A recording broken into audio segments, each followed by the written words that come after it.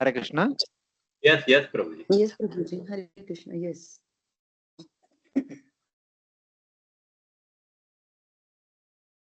Okay. In the last class, we have been discussing about the chariot body analogy, especially for those grosas who have some difficulty to maintain the vows of the renunciation, having entered into renunciation order. It is said that while being brahmachari or while being grasa, they should learn very seriously what this body is and what the self is. The distinction between the self and the body has been explained or tried to explain with the help of this chariot body analogy. That is what is explained in the previous section that we have seen in the last class. And then in the current section, Sri Narada Muni is talking about, in spite of this knowledge, in spite of having understood the purpose of life is to go back home, back to Godhead, but still some people have some desires to have a comfortable and happy life in this material world. So for them, the Vedic literatures recommend Pravrutti Marga, and as a result of that, while they are here, they will be happy, and eventually they can go to Pitraloka or Swargaloka and have a better standard of life. When their piety is over, they can come back again, perform pious activities, again go to Pitraloka or Swargaloka, again come back. Like that, there is a bona fide authorized shastric way of uh, having a comfortable happy life in this material world, that has been presented in the few verses, first few verses of the section, that is called Pravrutti Marga. And after that, there is a discussion about Nivrutti Marga, the path of detachment. By Pravrutti Marga, one may go to Chandraloka or Swargaloka, enjoy there, drink Somarasa, stay there for some time, then come back. Similarly, by following the Nivrutti Marga, the path of detachment, one can go back home, back to Godhead, and no need to come back. That is also explained. So indirectly Narada is telling that even if one want to enjoy, kindly follow Pravrutti Marga. Once your desires are fulfilled, then take to Nivrutti Marga and go back to Godhead. That is the purpose of life, like that he is indicating. Of course, that is the purpose of Grihastha Ashram. In Grihastha Ashram, the two possible ways are there. So like that he has been indicating. So we have been discussed up to text number 51, I suppose. So then we will continue now text number 52 onwards today. Hare Krishna, Prabhuji. Mataji. Prabhuji, I had two small questions on the last class which you gave. Can I Yes, ask Mataji. them? Yes. Prabhuji, you mentioned that the moon planet there is water body. So what is the meaning of that? Same. I mean, just to understand, now the earth on which we are living is predominantly earth element. Of course, on the surface of the earth globe or on the Bhumandala also we have a lot of water content, lot of oceans, lot of rivers, all these things are there because they are necessary to keep the earth molecules together. That's why water content is there. But predominantly wherever we are living, that is all solid earth. Similarly, Yes. the moon planet is a solid water element, predominantly solid water element. There could be as a minor component, other elements can be there. The other elements like earth, fire, air, ether can be there, but predominantly it is made up of water element, which is in solid type, solid portion. Okay.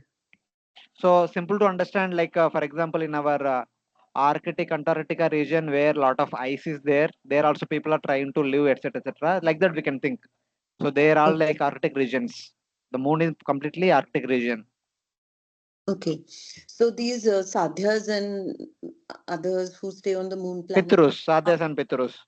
Pitrus. So the sadhyas, they also have bodies which are adaptable to this water body. Perfect, perfect. Just like we have a body which is adaptable to earth abode, they have Huh. bodies adaptable to water abode. Okay. Okay. Not exactly And water, we cannot say water, it is solid water. yes. Hmm. Okay.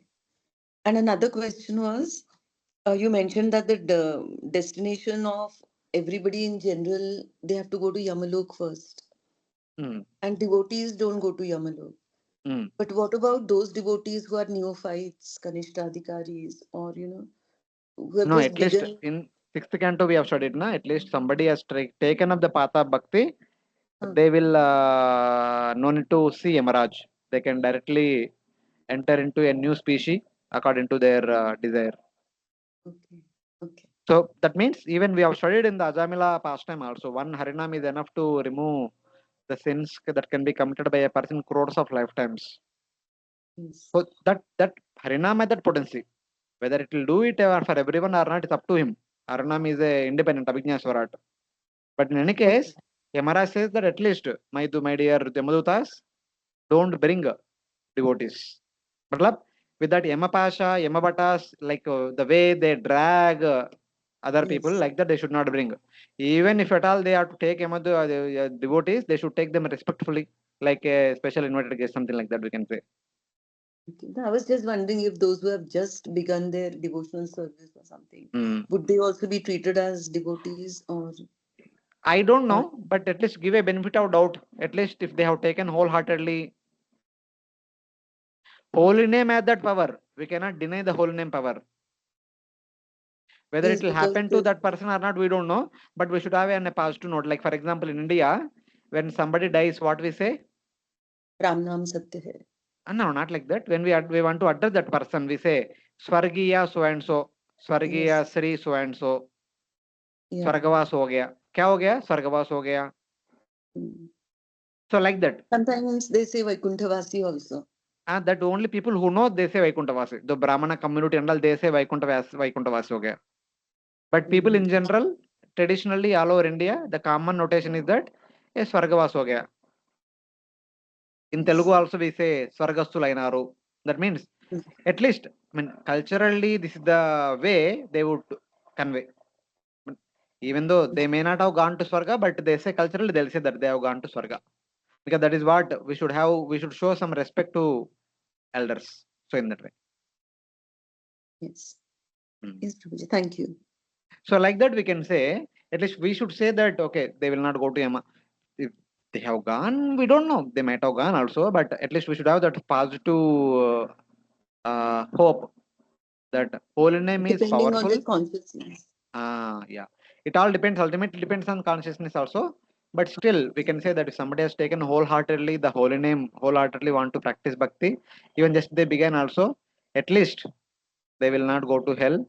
They will not go to lower species, may not be done in the horrible lower species, and they will continue their bhakti from there on. Like that we can say. Neha bikarma nashosi pratyavayana vidyate swalpamapi asya dharmasya trayato mahato bayat. ఇక్కడ mahato bayat is falling down to ignorant species, not lower species. In lower species also they may fall, but they may have that bhakti sukriti. For example, Bharat Maharaj jaisa bhava platform se he attained the body of a deer, but he has not forgotten that bhakti. The lower species body mila, but lower species consciousness did not you get. Mm. So we cannot deny that they will not go to MR, they will not get lower species, they may get, but that Sukuti will not leave them. They may get birth of Lord species in and around devotees family. They still they get to hear Harinam, they get to eat Krishna Prasad. So some way or other, they'll be connected to Bhakti. Yes. This is my understanding. Outrightly, we cannot deny that they will not go to MR, they will not get into lower birth and all. They may get, they may go to MR also, but respectfully. And MRaj ke baad jaake they will tell, MRaj will tell that okay, thank you very much, you have taken Bhakti. Please continue Bhakti in other species like that. So something like that we can say. Okay. Hmm. Thank Because you. Ajamila chanted once and all is sinful. And what is his name? Jagai Madai. They Yes. were so sinful that the records were filling so much. But Chitragupta became astonished. How come? All the records are gone. गायब कुछ भी नहीं उनका कोटा में. They've taken Harinam. All the sinful reactions are nullified. So that possibility is there. Holinam can do. Holinam is so powerful. So we should be always in a positive hope, with positive respect. So in that should be our way mode of conversation. Thank you. Thank you. Mm. Any other devotees also have something to ask or say? Yes, Prabhuji. Like last time we had discussed in 38, 39 shloka, na, in notes, it was written, Prabhuji, that this is about Lolata, means greed. one should neglect them concerning compassion. And this means that when they die, one does not give them teachings on the truth out of mercy, since such teachings will be useless to them. So I'm confused regarding Prabhuji, like when they die means at the time of death, one is supposed to give No, knowledge. no. Wait. We discussed this last time also. This verse is just after following that verse. The Brahmachari, Grihastha, Vanaprastha and Sannyasi, whatever rules and regulations are expected to be followed, if one enters into an ashram, they are expected to follow the respective rules. If they are not follow those rules, even though they are living, they are as good as dead. Such a person, even if you say some corrective measures, they will not take seriously. Because knowingly they entered that ashram, especially in the case of sannyasi, this is being said, knowingly, understandingly, they have entered sannyasa ashram and then they are not following sannyasa rules and regulations. Such a person, even if you want to correct them by giving good suggestion, they will not listen because such a person is as good as dead. Just like a dead person cannot listen to us, this person, even though living, cannot listen to us. So that, Malab, Narada Muni is very That strong in that one condition. okay, Yeah. at the time of death means that way.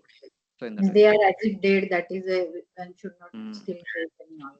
So even And Lord Krishna says in the Bhagavad Gita 5th chapter, it is better continue as a grihastha for a long time than prematurely enter into vanaprastha and sannyasa and come back and do all the worldly activities.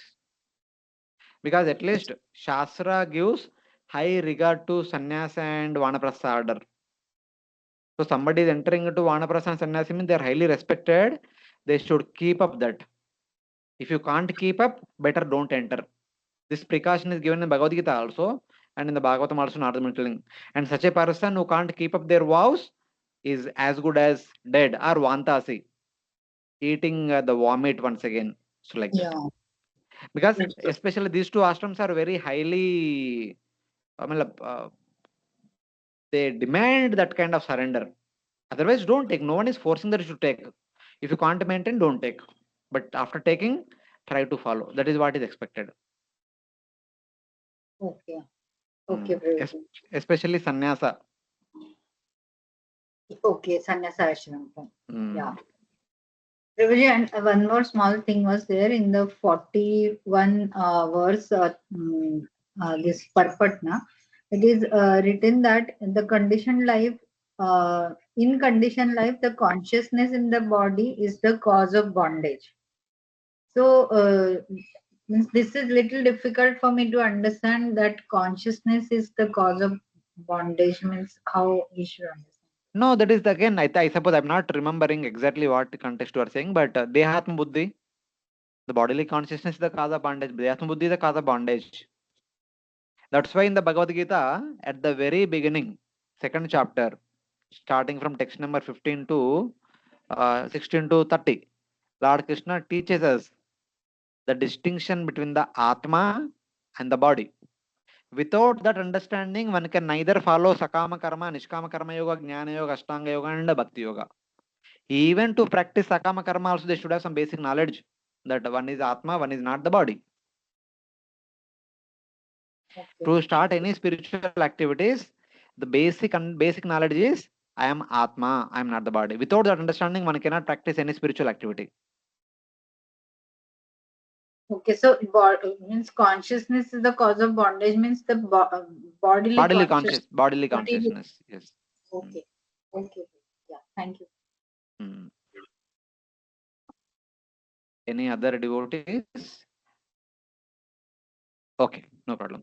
So now I think I suppose from this verse, I suppose Nishkama Karma might be spoken. I just see translation. Ah, yeah.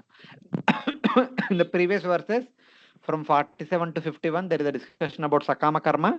By following Sakama Karma, one can go to Pitraloka or Swargaloka and enjoy sufficiently and come back again, take birth in aristocratic family and continue again. As we study in the Bhagavad Gita, Evam Traidaro Manu Prapanna Gata Gatam Kama Kama Labante. So, Tetam Bhukta Sargalokam Vishalam Kshine Punne Martelokam Vishanti. They go to Swarga, enjoy, come back, and take birth in the aristocratic family. Again, continue the same rituals. Again, go to Swarga, again enjoy, again come back, again perform rituals, again go to Swarga. Like that, it will go on continuously. At least, that is at least in one sense a bona fide way of enjoying in this material world. But that is not the ultimate goal of life. The ultimate goal is Nishkama Karma. That should be done by a Grihastha. So now Narada Muni is going to talk about that Nishkama Karma Yoga. Let us see what he says. Neshikadi samsanante Nishekadi samstanante निषेकादिश्मशानन्तै Samskare Samskruto Dvija संस्कारै संस्कृतो द्विजः Indriyeshu Kriya Yajnan इन्द्रियेषु क्रियायज्ञान् Jnanadipeshu Juhati. ज्ञानदीपेषु जुह्वति. A twice-born Brahmana, Dvija, gains his life by the grace of his parents through the process of purification known as Garbhadan. There are also other processes of purification until the end of life when the funeral ceremony, Antyeshti Kriya, is performed. Thus, in due course, a qualified Brahmana becomes uninterested in materialistic activities and sacrifices, but he offers the sensual sacrifices in full knowledge into the working senses, which are illuminated by the fire of knowledge. Somebody send the link in the group. Some devotee is asking.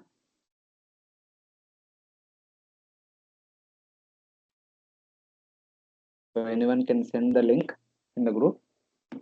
Our class. We have already seen. The Brahmana purified by samskaras, starting with impregnation, Neshikadi Smashanantai, starting from Garbhadana Samskara, ending with the death rites, offers his actions into the senses, illuminated by knowledge. So basically, we are talking about Grihastha Ashram. Grihastha Ashram, one of the important Grihastha Dharma is perform every activity as a yajna. Basically, all Grihastha activities are centered around yajna because yajna is the principal activity or principal sadhana of karma yoga. Whether it may be sakama karma or nishkama karma yoga, in both the cases, yajna is the center of their all activities. Yajna is their principal sadhana. It is by yajna one can attain whatever they want. It is by yajna one can go to Swarga. It is by yajna only one can purify one's heart. For sakama karmi, they perform yajna so that they can go to Swarga. But Nishkama Karma Yogi, they perform yajna so that they can become freed from all material desires. The end goal of Nishkama Karma Yoga is purity of heart, awakening the desire to enter into Vanaprastha or Sannyasa order. This is the end result of following Nishkama Karma Yoga in the Grihastha order.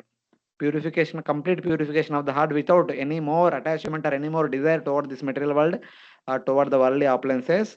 One should be wholeheartedly able to enter into Vanaprastha and then eventually into Sannyasa with the intention to attain liberation. That is the end goal of Nishkama Karma Yoga. That can be attained by performing yajnas starting from Garbhadana Samskara all the way up to Antyeshti. From Garbhadana Samskara to Vivaha Samskara, the parents will do, Antyeshti will be done by the children. So this is the general understanding. So all these things are very much important in the purification of a person, in the attainment of spiritual growth also. So they should be done very carefully by the parents and also by the children, so that this person can have purification. Here is mentioned that offer all one's actions into the senses, illuminated by knowledge. In Bhagavad Gita also we studied, in the 4th chapter there are so many yajnas. Dravya yajna, kriya yajna, jnana yajna, tapo yajna, like that. So one among the yajna is offer the sense objects in the senses, in the fire of senses. That means normally we try to enjoy the sense objects with the help of the senses. So now what is the meaning here? Instead of enjoying the sense objects, make the senses at the fire and offer the sense objects into the fire of the senses. Not for your enjoyment, but for the enjoyment of the senses. So that should be an understanding. Like in the 5th chapter of Bhagavad Gita, it is also said in one shloka that Atma remains a witness. Atma only sees that there is a person called eyes, he is seeing. There is a person called nostril, he is smelling. There is a person called ears, he is hearing. There is a person called skin, is touching. There is a person called legs, is walking. There is a person called hands, is doing activities. He says that I am nothing. These are all my friends and relatives. They are doing all the activities. I am only witnessing. I am indifferent to all these things. Like that, one should become. So that is called yajna. Yajna means when we say that idam indraya swaha idam nano, that means this belongs to Indra, it does not belongs to me. Even though it is we who have collected ghee, it is we collected all the navadanyas, it is we who collected all the fruits and roots and the darba grass and prepared yajna, collected wood and put the fire and doing yajna. In spite of doing everything ourselves, we should be able to say that it is not mine. A Indraka, A Chandraka, A Varunaka. Finally, this belongs to Bhagavan.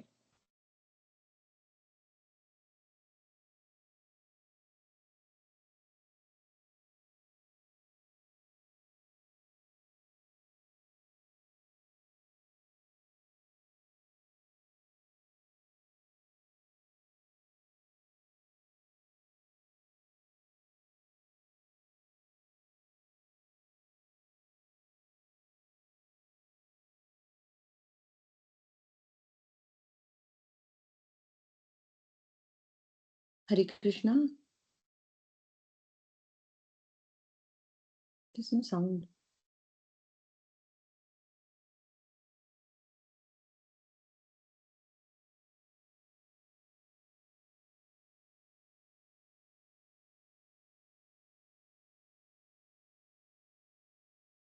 Hare Krishna.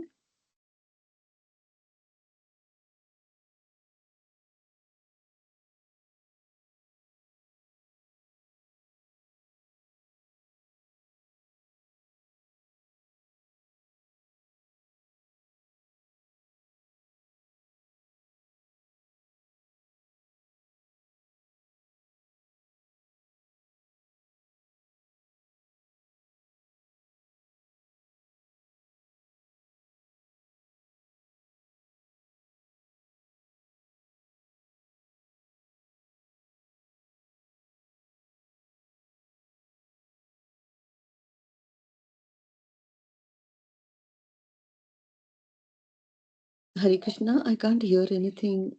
Can everybody else hear? No, Mataji, we are not able to hear. Okay. Then probably Prabhuji Actually, is. Prabhuji is not there because of the network issue. He has dropped from. Yeah, okay.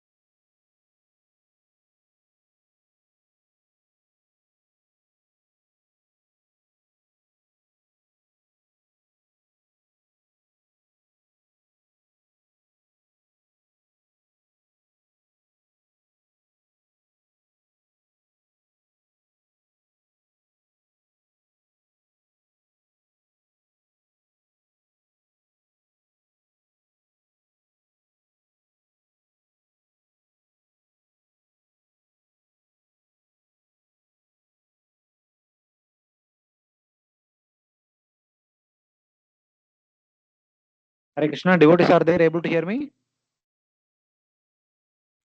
Yes, Prabhu. Yes, Prabhuji. Oh, sorry, some internet problem was there. I was trying to connect to mobile, also did not work. So again, it now came back. Power supply came back. Power supply was not there till now. So I don't know when we got disconnected. I was speaking in between. I realized after some time only. So basically, the point here is Narada Muni is trying to tell us that if at all somebody enters into, somebody desires to enter into Vanaprastha and Sannyas order, they should be very strict in their Grihastha ashram. So while being in the Grihastha ashram, one all the samskara should be performed very nicely for that person, starting from Jataka Garbhadana samskara all the way up to Antyeshti, which until Vivaha samskara they are done by parents. Antyeshti will be done by the children. They all should be done. What is the reason? Ultimately, by the end of the Grihastha ashram, one should come to the point that I don't have any more material desires. I don't have any more material ambitions to attain, but I only have one desire is attain liberation. That desire is called as Jnana Deepeshu Juhati, illuminated by the knowledge. That means what kind of knowledge? I am Atma. Atma's journey is to go back, come back to Godhead or attain liberation. That's all. Mukti Hitva Annata Rupam Swarupena Vyavasthiti. I want to reinstate myself in my own Swarupa. That should be the goal of life. So with that intention, with that understanding, one should enter into Vanaprastha or Sannyasa and follow that and attain the expected goal. That is understanding. He offered the sacrifice such as Ishta Purta into the senses led by knowledge. Because the sacrifices are composed of activities of the senses, they become none other than the senses. That be basically, just like I was mentioning in the Bhagavad Gita first chapter, it says that when a self-less soul he sees, the senses are simply interacting with the sense objects, and he remains aloof to all the activities and remains witness to all the activities. That should be the state of Bhuta, the Brahmavadha platform. That one should come to that point. That is what it is. When yajnas are performed, one should be able to say that I have nothing to do with all these yajnas. When I say idam Indra, so idam Nama, all these things belongs to Indra. Nothing belongs to me. So that understanding one should have. So that is the point here. That is the meaning of sacrificing the actions into the senses. The following verses have the same meaning. It's same mood will continue in the upcoming verses also. That means while being a grahastha, one should cultivate slowly this kind of knowledge, this kind of understanding. Then this becomes matured. Then one will be easily able to enter into Vanaprastha and Sannyasa, able to follow Vanaprastha duties, Sannyasa duties, and quickly and easily attain liberation. That is the understanding. That is the purpose of yajna or sacrifice.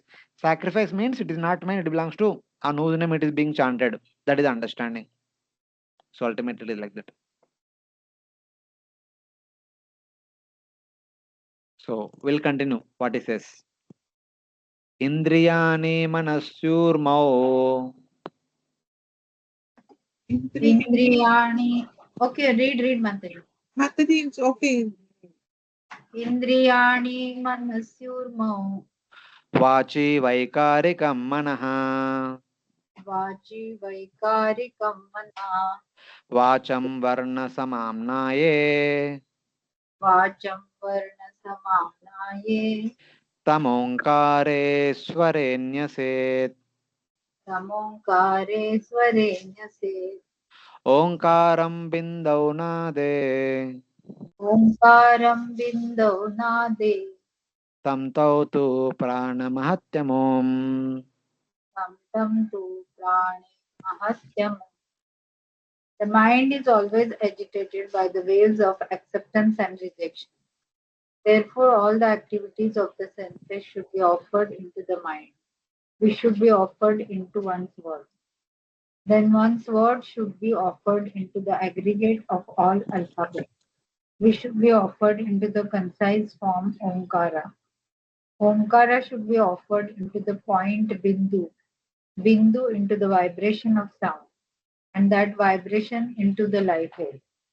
Then the living entity who is all that remains should be placed in Brahman, the Supreme. This is the process of sacrifice. If you all remember, Canto 1, Chapter 15, when Arjuna comes back from Dwaraka, when he informs everything that had happened in Dwaraka to Yudhishthir Maharaj renounces himself and makes Parikshit Maharaj the next king and goes to Himalayas. That means he is entering into Vanaprastha. How he is entering into Vanaprastha, what was mentioned at that time, the same thing is mentioned again here. You can refer to first canto chapter 15, some of the last verses. Whatever he did that time, that is mentioned here in this verse. So what such a person what will do? When a grahastha having performed all the sacrifices, all the wonderful yajnas, the parents will perform for him Jatakarma ceremony to Vivaha Samskara, and from that Vivaha Samskara onwards he should perform so many sacrifices for his own purification of the heart, and finally by the time of death he should come to this point that he is illuminated by, all his senses are illuminated by knowledge. That the self is completely illuminated by knowledge, then no more material desires, no more looking back, then he enters into Vanaprastha order or Sannyas order. When he is entering into Vanaprastha order or Sannyas order, what kind of mood he should have? Entering into Vanaprastha and Sannyas is as good as civil dead. What do you mean by civil dead? You are still Jivit hai, but you are not alive. You are already dead. Why? You should not be identifying with the body anymore. The body does not belongs to you anymore now onwards. So how can that will be possible? That is mentioned in this verse. How it is done? He offered the senses into the flickering mind. Because mind is the control of the senses, boss. Senses का boss है. इसलिए senses are offered into the mind. And offer the mind into the speech. The mind is offered into the speech. Here speech means not the verbal speech, the mental speech. Internally calling. Whatever internal speech is there, that is what mind will listen, and mind will dictate the senses to do all these things.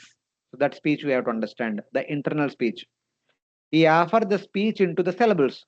The speech is made from the syllables. The speeches are offered into the syllables. And the syllables are offered into Om. Because the Om is the original sound. At the beginning of the creation, Om was the first sound. From Om came syllables. From syllables came the words. From words came speech. From speech, based on the speech, mind will understand and act and instruct the senses, and senses perform all activities. So like that, the syllables are offered into Om, and Om is offered into Bindu.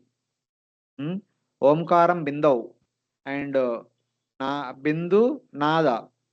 So Bindu should be offered into Nada, and Nada should be offered into Sutratma, Thumb. Then he offers Sutratma into Brahman. Here Thumb means Sutratma is Mukhya Prana. The main breathing we can say, the main breathing is meant for the soul. So we can indirectly, we cannot say soul, but that which accompany the soul while living in this material world is the breathing. Mukhya Prana, the breathing air. So that Om is offered into Bindu, Bindu is offered into Nada, Nada is offered into Sutratma, Prana. That Prana is offered into Brahman, from which it appears. So this is how, having offered everything to their original sources, one does not identify with them anymore. So there it is mentioned that he offered the fragrant earth into fragrance, fragrance into taste, taste into water, water into farm, farm into water into fire, fire into farm, farm into air, air into touch, touch into ether, ether into sound, and sound into ahankara in the mode of tamaguna. Similarly, the senses are offered into ahankara into rajoguna. The mind and senses are offered into, mind is offered into ahankara in the mode of goodness. Then ahankara in the mode of goodness, passion and ignorance are offered into Mahatattva. And Mahatattva is offered into Pradhana. And Pradhana is offered into Brahman. That means my body, which is made up of 24 elements, are the products of Brahman. They should belong to Brahman. I am giving them to Brahman. It is up to him, whenever he want, he can take. As of now, they are with me, but I will not use them anymore for myself. Now they belongs to Brahman. It is Brahman's property. I have no rights over these 24 elements. So that is the understanding. This is how Yudhishthira Maharaj gave up the identity with the body, wearing some white clothes, simple white clothes, without even speaking. Because now The speech does not belong to him. He does not even speak anything. And he did not call his brothers also. He simply started walking for the north. And understanding the mood of Vishnu Maharaj, his brothers and their wife Draupadi followed after him. So like that. This is the way giving them to their respective sources means afterwards no more use of them for one's own self, for one's own things in this world. But one may say that no, they are walking towards north. They are walking towards north because that is where they are to go. As long as they are in the material world, the body is a medium. Though it is not belongs to me, I am using it so that I can go back. When I say it is belongs to me, I will use it for performing activities which are meant for my benefit. Now it is meant for me to go back to God. No material benefit is supposed to be getting. That's why for spiritual purpose, he uses this body to go back to Godhead. So like that. And the way they gave up in the Himalayas. So that is the understanding.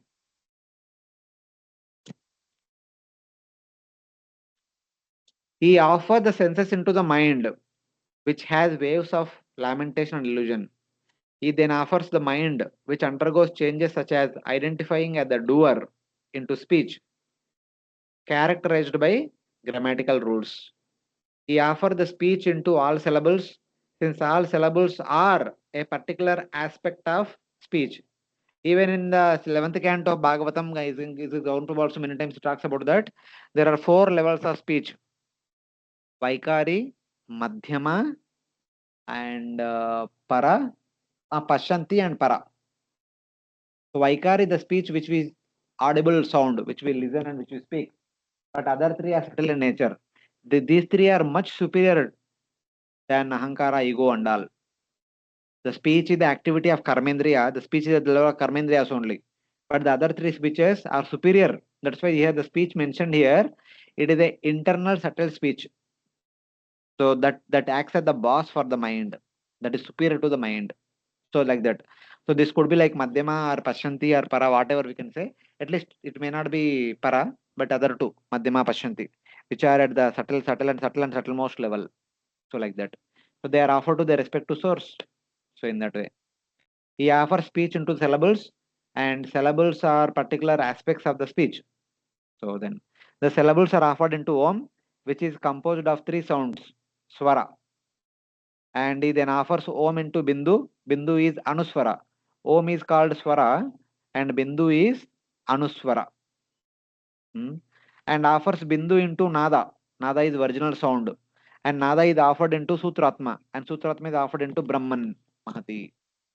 So then Brahman is offered, Brahman, that's all, Brahman is ultimate end. So like that, all these things are offered to their respective sources and then enter into Vanaprastha, saying that "Hey, this body does not belong to me. So that means hereafter I will not use it for my personal comfort or my personal sense gratification. So like that. It may accompany me, it may follow me, but I will no more use it for my own interest. And slowly, I need to get detached from this body. So something like that. It should be the mood of a Vanaprastha and sannyasi. So it is very tough job. So, but this is the way it is. So in the case of Varnashram system, they enter into Vanaprastha or sannyas order like this, with this contemplation, with this understanding, with this determination. In the case of Bhakti, what devotees does is, so everything belongs to Krishna, everything is meant for Krishna's enjoyment. We are only entitled to accept the Mahaprasada of Krishna. But not to enjoy, but to get the energy so that we can serve tomorrow. That should be the mood of a devotee. A devotee says, everything belongs to Supreme Lord, nothing belongs to me. Aham sarvasya prabho mattam sarvam pravartate, as Lord Krishna says in Bhagavad Gita. So everything he has created everything, and everything belongs to him. Nothing belongs to me. I don't have any right to utilize anything for my own sense, for my own sake. So in the case of a traditional Varnashram system, they say that things belongs to the original source of creation. So creational elements, and they'll offer to slowly up to Pradhana, then Pradhana into Brahman. But in the case of Bhakti, so everything belongs to Krishna, so everything should be utilized for Krishna. They don't give up outrightly, but they don't enjoy also. They are supposed to serve, utilize all the elements to serve Krishna for Krishna's enjoyment. That is the difference in Bhakti. So like that.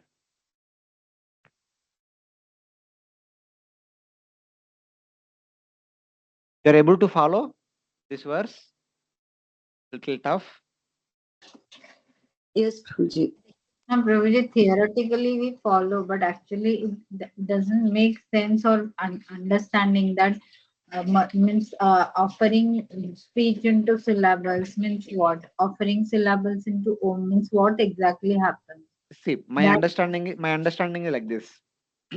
For example, in our home, we have all the family members, wife, husband, parents, siblings, their family members, and children. So like that, and friends and relatives, neighbors and all. So normally घर पे कुछ काम है तो हम सबको engage करते. We take the help of everyone and we do the activity. So ultimately, finally, we say that I have been directing all of them. Then we have done all put together. We have completed this activity. I am the one who directed everyone. I am the one who accomplished this activity. Like that, we say. Normally, not out of pride, but in general also. But now, when a person want to come to this point means, in spite of having all the people in front of us, one should not be engaging anyone for one's own sake. Not that one is not engaging, one will engage, but for somebody else's sake only. And afterwards, one does not say that I am doing something, I have planned, I have organized, I have directed, I have executed, not like that. हाँ वो अपने आप कर रहे, अपने आप करने दो ऐसा something like that. This is at a home level we can see like that. So, but in the case of sannyasi, for our vanaprastha, for example, vanaprastha or sannyasi, after entering into vanaprastha order, sannyas order, वो body का comfort के लिए कुछ नहीं करेगा. So he will not identify the body to be mine. So at max, what he will do? The bare minimum he will provide the body so that the body can barely sustain. As we saw in the Vanaprastha order, how they live, in the Sannyas order, how they live by begging. So it is very, very, very tough life. That means no more identity with the body, no more identity with the things belonging to body, no more identification with the material world. So body को maintain करना है तो थोड़ा फल फूल खाएंगे बस उतना है. So very tough job. That's why Prabhupada says, na, the jnana and karma, jnana, yoga is very difficult in the Kali Yuga, modern Kali Yuga, very difficult for anybody to do it. But how devotees should cultivate this principle is, as I was just mentioning that, everything belongs to Krishna, everything is meant for Krishna's enjoyment. That is the mood of devotee. A devotee, in spite of having everything, he will never express proprietorship over anything. He'll say that everything belongs to Krishna and everything is meant for Krishna's enjoyment. Nothing belongs to me, nothing meant for my enjoyment. So this is analogous to the same mood that is there in the Vanaprastha and that will be there in the devotees. But we may say verbally, but can we live like that? Verbally saying is one thing and actually living based on that principle is another thing. So that is important. Here, at least when they are entering into Vanaprastha and Sannyasa, they are outwardly declaring and they are also following it. They are able to do it. But for devotees, it will be a tough job. Saying is easy, but doing is very tough. Are we really able to do that? So like that. I don't know. This is my understanding. I'm not clear. I mean, I don't know. I'm not sure whether you are clear. somewhat, yeah. Right.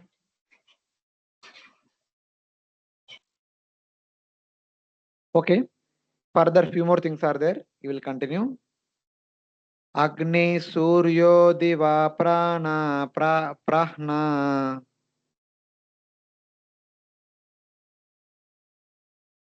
Agni, Suryo, Diva, Prana, Shuklo Raktottaram Swarat Shuklo, Raktottaram, Swarat, Vishvota Tejasa Prajnas Vishvota, Tejasa, Pradnyas, Turya Atma Samanvayat. Surya, Atma, Samanvayat. On his path of ascent, The progressive living entity enters the different worlds of fire, the sun, the day, the end of the day, the birth fortnight, the full moon, and passing of the sun in the north, along with their presiding demigods. When he enters Brahmalok, he enjoys life for millions of years, and finally his material designation comes to an end. He then comes to a subtle designation form from which he attains the causal designation, witnessing all previous states. Upon the annihilation of this causal state, he attains his pure state in which he identifies with the supersoul. In this way, the living entity becomes transcendental. So now one will continue that consciousness, nothing belongs to me, nothing belongs to me, all the way up till death. So what happens at the time of death? That is being indicated. This is again like we study in Bhishma Deva passing away. Bhishma Deva waited until Uttarayana begins. During Uttarayana, sun starts from southernmost area to northernmost area. From bottom of the universe to he goes to top of the Sargaloka. So that time, if one gives up the body, one can enter into sun. It is the sun who gives lift. The sun takes one across Bhuloka, Bhurloka, Sargaloka. And by the end of the Uttarayana time period, one reaches to the topmost point of Sargaloka.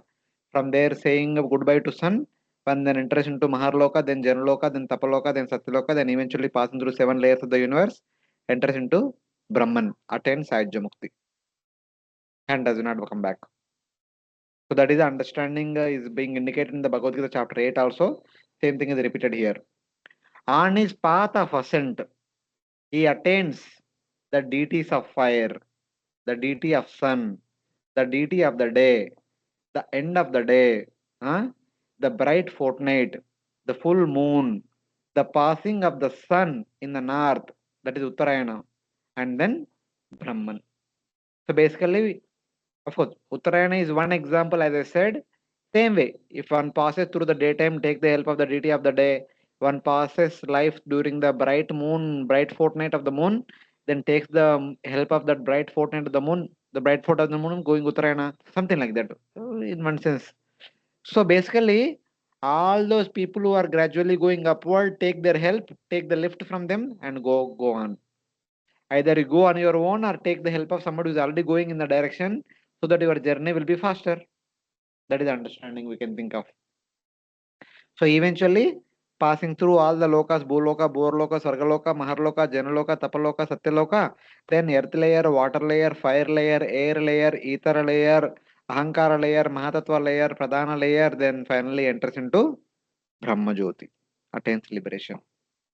That is what is indicated here. He then merges the grass coverings into the subtle coverings, and subtle coverings into the Karana Sharira. He merges the Karna into Atma, the witness of all these. So some technical stuff is there. Let us see what it is. He attains the deities of fire, the day, the end of the day, the waxing fortnight, and the end of the waxing fortnight, that is full moon, the sun's northern course, and then eventually Brahman. After he enjoys on Brahmaloka, his method of liberation is described. So before entering into Brahman, one has to pass through Maharloka, Janaloka, Tapaloka, Satyaloka. Because with the help of all these deities, one already passed through up to Sargaloka. One does not enter into Bhuvarloka and Sargaloka. But he just take the lift of sun or the bright fortnight of the moon, deity of the day, etc. etc.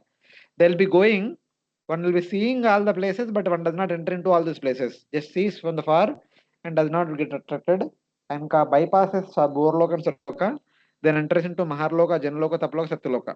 Even this soul actually, if you want, you can stay in Bhurloka, Maharloka, Janaloka, Tapaloka, Satyaloka. Because these lokas, one is not bound actually. Because all the yogis only meditating, so it is conducive for liberation. So in that sense. So if somebody Hare has Krishna, gone to, Prabhuji. one second. Passing through Maharloka, Janaloka, Tapaloka, Satyaloka, if somebody has come to Brahmaloka, then leaving behind sub Brahmaloka, how will they go ahead? Is being described in this shloka. Let us see, then we'll take questions. He merges the grass covering made up of 5 grass elements into the subtle covering for Antakaranas. So that means basically in the earth layer, he gives up the earth element. In the water layer, he gives up the water element. In the fire layer, he gives up the fire element. In the air layer, he gives up the air element. In the ether layer, he gives up the ether element. Then he identifies with the subtle body. Then he merges his subtle coverings into the very subtle covering called Karana, Prajna or Prakriti. Man, Buddhi, Ahankara, Chetana. The Man is offered into Satvik Ahankar, Buddhi is offered into Rajasik Ahankar, and Satvik and Rajasik Ahankar are offered into Chitta or Mahatattva.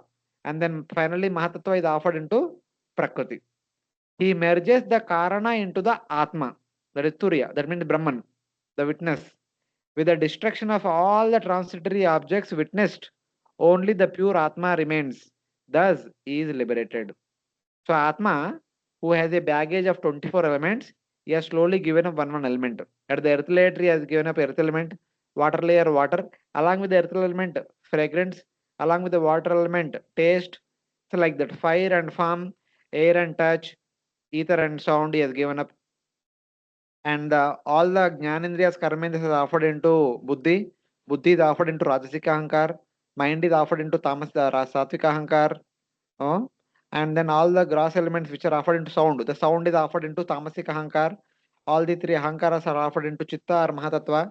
Mahatattva is offered into Pradhana. And he says that this Pradhana has come from Brahman or Mahavishnu. Oh, Mahavishnu, please take your Pradhana. I don't want your Pradhana. So it is given to Mahavishnu. Now who remains? Only Atma remains. Having given up the 24 elements which are making up this body, is left with Jiva alone. And that Jiva alone attains liberation. Enters into Brahmajyoti. After passing through Pradhana layer, then enters into Brahmajyoti. So this is how this the Nishkama Karma Yogi, having performed all the yajnas in the household order as a Nishkama Karma Yogi, having purified of all material desires, having attained that lamp of knowledge brightly shining, enters into Vanaprastha and Sannyasa order, follows all the Vanaprastha Sannyasa rules, cultivating that this body does not belong to me. I just have to maintain this body so that this body can help me practice my vows of the ashrama. Then finally, after coming to self-realization, one should give up all the 24 elements to the respective sources and then enter into Brahman, attaining Sahajya Mukti. This is how they should attain liberation. So this is the process has been indicated, widely known here in this chapter of the Bhagavatam, and also 8th chapter of Bhagavad Gita, same thing is also mentioned.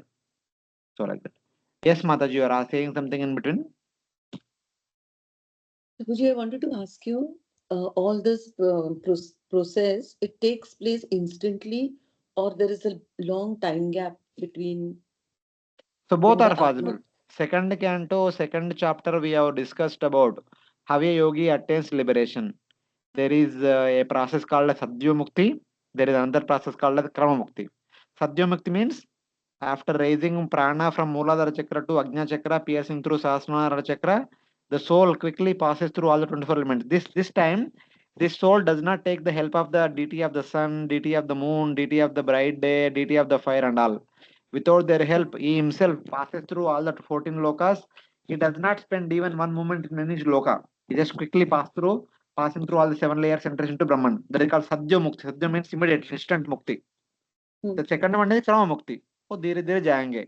He will take the help of the sun, deity of the day, deity of the fire, deity of the fortnight, bright fortnight, etc. etc. उनका lift लेके लेके धीरे धीरे he will bypass Bhurloka Sargaloka, then goes to Maharloka. He stays in Maharloka for some time, maybe couple of Okay. months or couple of days. Then Janaloka couple of months, then Tapaloka couple of months, then Satyaloka couple of months. If you want, he can stay till the end of the day also. That we studied in the 3rd canto 32nd chapter also. Yes. They can stay till the end of the day of Brahma, but they can leave immediately also. Immediately means after some time. Okay, वो भी देखना चाहते थे, वो थोड़ा देख के एक हफ्ता रहकर वो थोड़ा देख के आगे बढ़ो, something like that. It depends on the individual consciousness of the person, right? हाँ, the determination what one had during the time of practice. If one is strongly determined to go to liberate Sahajya Mukti immediately, they'll go. Others, अभी मैं तो भौतिक जगत में आया तो जाने के पहले एक बार पूरा देखूं भौतिक जगत को. जाते जाते let me have a glimpse of the entire universe. So such kind of people will attain Karmamukti. Thank you. Hare Krishna, Prabhuji. Amata. Prabhuji, here, like in the book, it is written that living entity enters the different worlds of fire, sun, day, etc. Ah. And here it is written that he attends the deities of fire, the sun, day, like that. So these both are same, Prabhuji, like entering the worlds of fire and worlds of sun, or attending That's the what. See, basically, for fire and all, we are not clear, but at least sun. Entering into sun means we actually enters into the sun planet, because from January 15th to July 17th, sun is gradually going towards north, passing through Bhurloka and Svargaloka. You enter into sun, giving up the body in the month of January after Makar Sankranti, enter into sun. Sun will take you across Bhurloka and Svargaloka. After going in the topmost point on the Karka Sankranti day, you tell thanks to sun and then move on to Maharloka. So like that. But then, Prabhuji, like here also it is mentioned that he attends the deities of fire, sun, that is understood. There is some See, deity of उनका भी fire. DT से वो भी ऊपर जाते हैं. Then Fire always understood. goes upside, Yeah. and daytime also sun going upside. So something like that. But exactly, I don't know. I cannot, because Yeah, that's why I'm no, not taking that's their example. I'm one taking the of example of sun regular. because you can understand sun. But like the deity of day means what? The end of the day also it is represented by some deity, and the bright fortnight is represented by some deities or For everything there's a deity. Because these deities will help one to go travel north side. The deity of the night, deity of the bright fortnight, deity of Andakar, they help one to go to Pitruloka only. Pitruloka or Sargaloka. But these deities will help one bypass Pitruloka, Sargaloka and go further. It is their nature to assist in that way. So like that. Okay, and one more thing, Prabhuji, like here down whatever the notes are mentioned, it is mentioned that he gives up the earth element into the earth like that. So we have seen now that during like in fifth canto, the entire material world there are so many coverings, and each covering is 7 10 times coverings. 7 yeah, coverings. and each covering is 10 times bigger than the previous one, like that. So, Okay. like when this living entity is passing, suppose first the earth element came and he gave up the earth element in his body to in that layer, like that. So that layer is quite big. So when he's passing through that, that means then his body remains only with the four elements, like that. Perfect. Yeah. Yes. Then After passing through earth layer, his body remains with 22 elements. Because earth and fragrance both are given up, he will remain with 22 elements. Then after passing through water element, he will give up 2 more. Like that, gradually becomes smaller and smaller. the third three element, whatever remaining. Yes. Okay. Until and unless the all the five elements and their means matras, they everything is dissolved in the layers, and then he remains as a pure living entity. Like that. Yes. Okay. Okay. Thank Even you. without subtle body. When without subtle body, we can say pure living entity. Even at the time of death, at the time of pralaya, our subtle body will accompany us. Subtle body will not be destroyed. Okay. Except in the when that Prakritika Palaya. Even at the end of the Brahma's day, subtle body still accompanies the Jivatma. It is not destroyed. Okay. Okay. Thank you, Prabhu. Hare Krishna Prabhuji, at that time the body enters into the Karnodakshaya Garbhodakshaya Mahavishnu. Vishnu. Garbhodakshaya Vishnu. That body takes rest in the body means the Jivatma with the subtle body takes rest inside the abdomen of Garbhodakshaya Vishnu. That is on if the one day gets completed. But when the During pralaya the comes, night of Brahma. During the night of yeah, Brahma. but when the pralaya comes, it goes to the Karnodakshaya Vishnu because Yes. everything, yeah. At the Prakritika Pralaya, at the end of Brahma's 100 years, the Jiva does not want to give up the subtle body. But because it is Pralaya, one is forced to give up. There is strong attachment, but one is forced to give up that subtle body. The desire to have subtle body is still there. So with the desire, that is what is called karma vasana or samskara, we can say karma vasana, the jiva enters into Mahavishnu. And jiva waiting, when will I get my subtle body back? When will I get my gross body back? So you eagerly waiting. In the next creation, he will get subtle body, gross body. Then immediately he jumps and tries to enjoy. So like that. But there's how is he? Is there any process where the jiva is thinking because he's just he's left with just the subtle body? Does it have thinking to make that desire to come and enjoy again? No, the desire is always there. See, for example, whatever work you are doing now, you remember. But when you are sleeping, you might forget. But tomorrow morning, will you remember or not? When you get up. Same way, while they enter into the body of Karbodaksha Vishnu or Karmaksha Vishnu, while they are in the sleep state, they may not contemplate so much about it. But as soon as they get up, everything will become normal. They remember everything and they'll continue from there. Thank you. So like that. So entering into Karbodaksha Vishnu or Karmaksha Vishnu like a sleep. Just like we sleep every day, we sleep, but in the sleep you may forget. But when you get up, everything is remembered again. So like that. Thank you. Okay. We'll move on to the next verse. Devayanam idam prahur Devayanam idam prahu bhutva bhutvanupurvashah bhutva bhutva nupurvasha atmayaji upashantatma atmayaji upashan shantatma he shanta atmasto nivartate. he atmasto nivartate. Translation. This gradual process of elevation for self realization is meant for those who are truly aware of the absolute truth.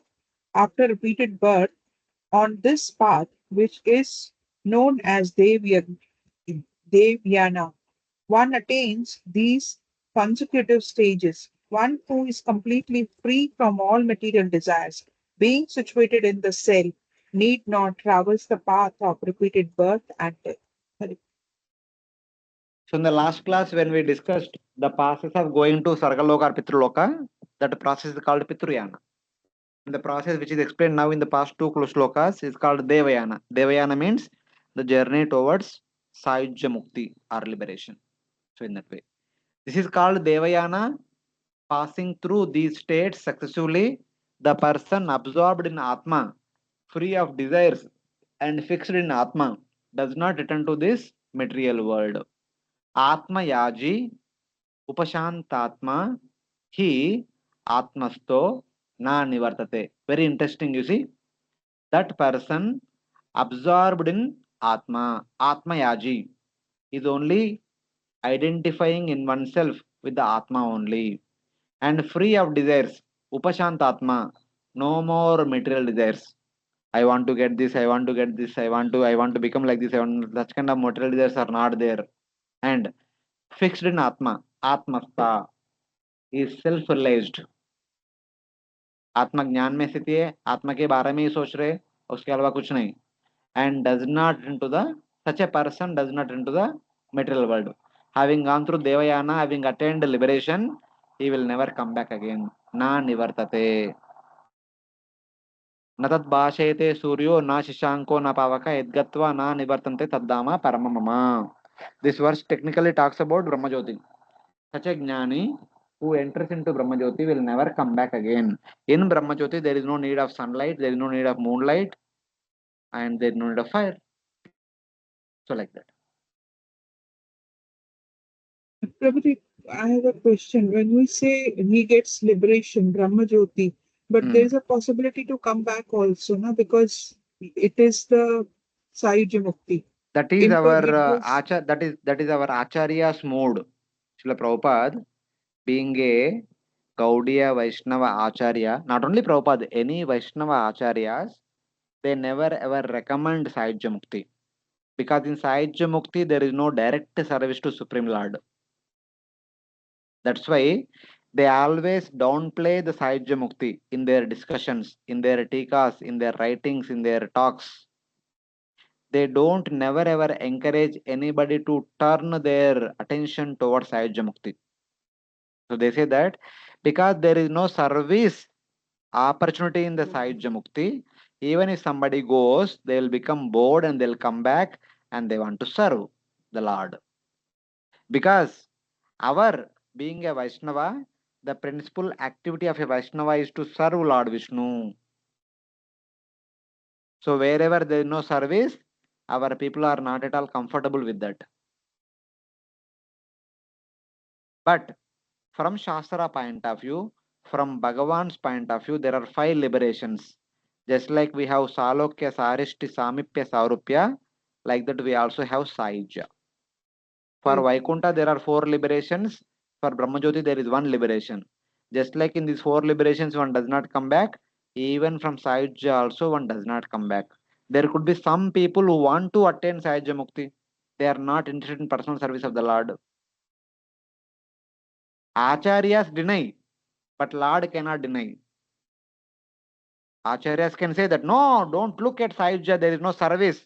हमारा movement है service movement सेवा movement है जहाँ पे सेवा नहीं हम उस तरफ देखेंगे नहीं but Bhagavan cannot say like that. अभी क्या करे some jivas want like that, some jivas does not want any service, so उनके लिए भी कुछ provision देना पड़ेगा. So out of 5 parts, 1 part is given to them, 4 parts are given to devotees. So like that we have to understand. So, is it a possibility that devotee goes to Sayuja and No, devotee will never not- aspire to go never to go Sahaja. to? Mhm. So we Okay. are discussing Varnashrama. Those people who are Right, practicing right. Varnashrama, Niskama Karma Yoga, Jnana Yoga, Ashtanga, they aspire for Brahmajyoti. They aspire for Sahaja Mukti. The majority, 80% of these traditional Varnashrama people aspire for Brahmajyoti because that is what they are taught in the Gurukul. Yes, yes. उनको शुरुआत में वही सिखाया था, so वही पकड़े करेंगे. But those who are born in the Vaishnava community, Vaishnava families, they were taught about Vaikunta, they will aspire to go to Vaikunta. And they say this Brahman is inferior. And those who studied about Brahman, those who are practicing sadhana to attain Brahman, they say Vaikunta is inferior, Brahman is the topmost. अभी क्या करे, वैसे उनको बताया था, वैसे पढ़ाया था.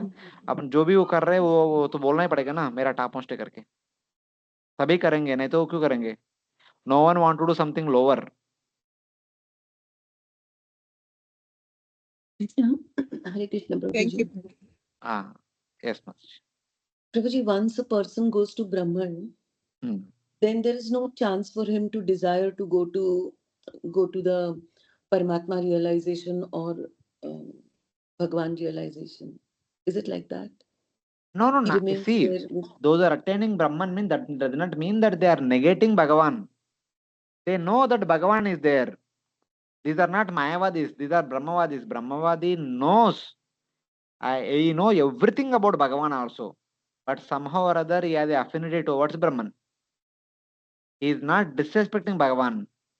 He simply is saying that I am suitable for this according to my psychophysical nature. I want to be here. According to your psychophysical nature, you want to be suitable there. You should be there. It is a respectful attainment of the perfection.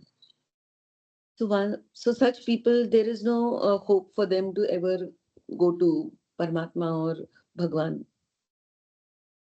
There is a hope. If They want, they can. If they want, they can go further also.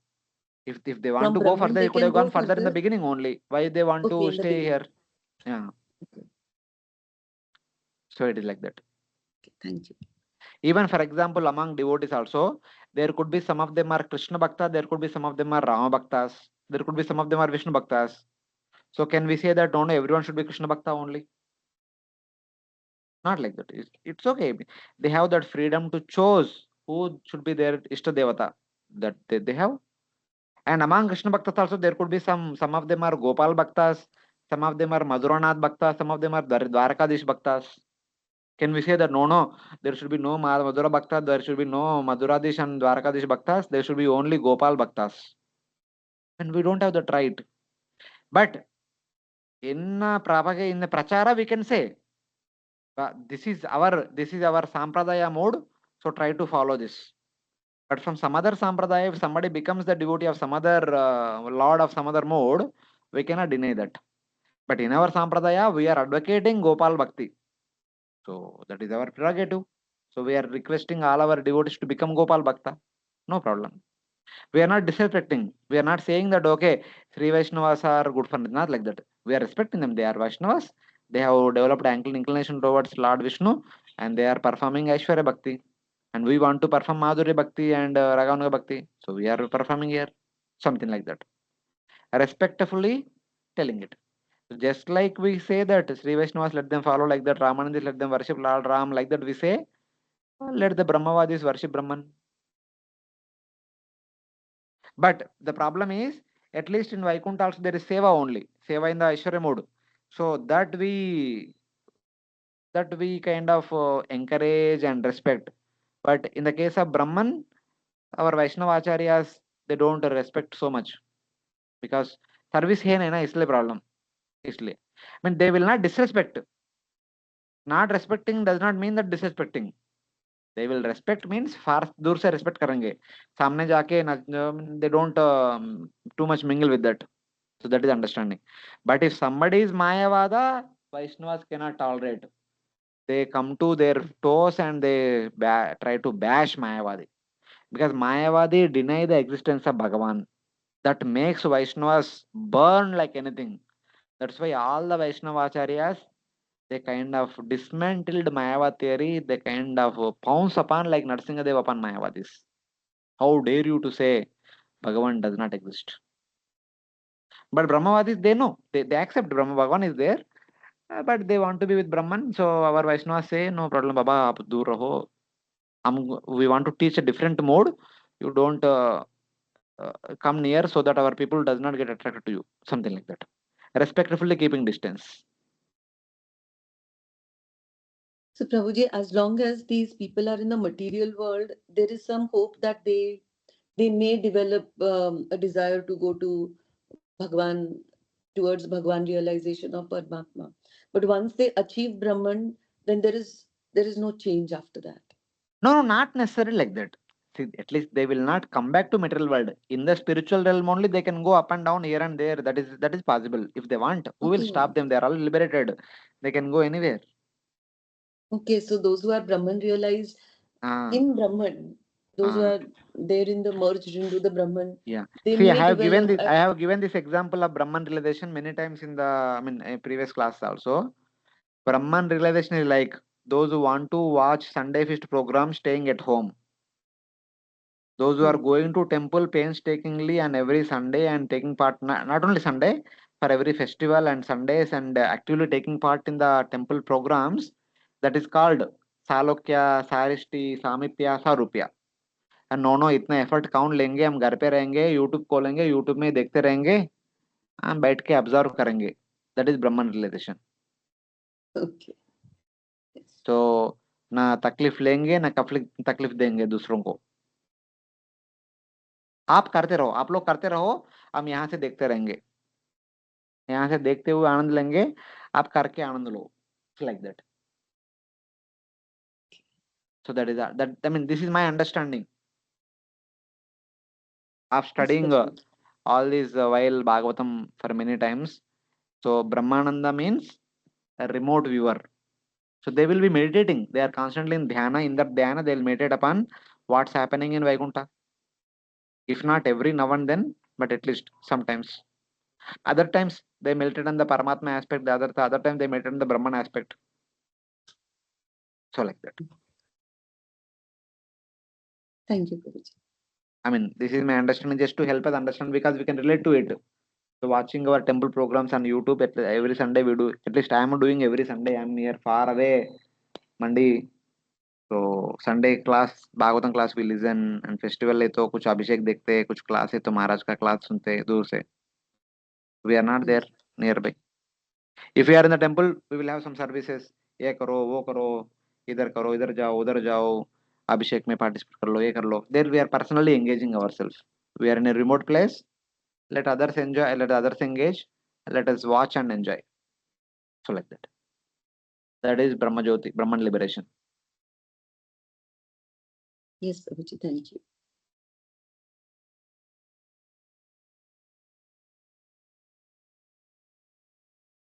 Because उनको ये अच्छा लगता है, उनको crowd में आना, crowd के साथ ये करना वो करना, ये सब अच्छा नहीं लगता है। तो दूर से, हाँ आप कर लो, आप वो आनंद लो, मैं इधर से देख के आनंद लेता हूँ, something like that.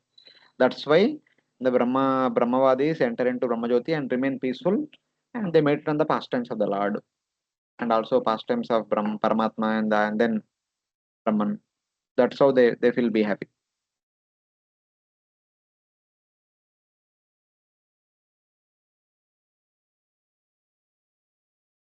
Situated on the path of sun, he goes through these stages successfully. So basically, taking the help of the deities such as sun, daytime, bright fortnight, light, etc., etc., he will pass through Bhurloka, Sargaloka. After passing through Sargaloka, you don't take any help of anybody, because these people are all in the Bhurloka, Sargaloka. You can take their help. Like for example, if you are traveling on the way, those who are going in the direction only can help us, can give us lift, and they can't go beyond their destiny. अपना गांव आ गया, उसके बाद को क्यों आएगा, नहीं आएगा, वहां तक आपको हमको छोड़ेंगे, वहां आगे अपने आप जाने का. So after passing to Sargaloka, we need to go to Maharloka. I mean, this Jnani and Yogi will go to Maharloka, then Janaloka, then Tapaloka, then Satyaloka, then pass through all the layers, then enters into Brahman. This is karma mukti person, like that. Next.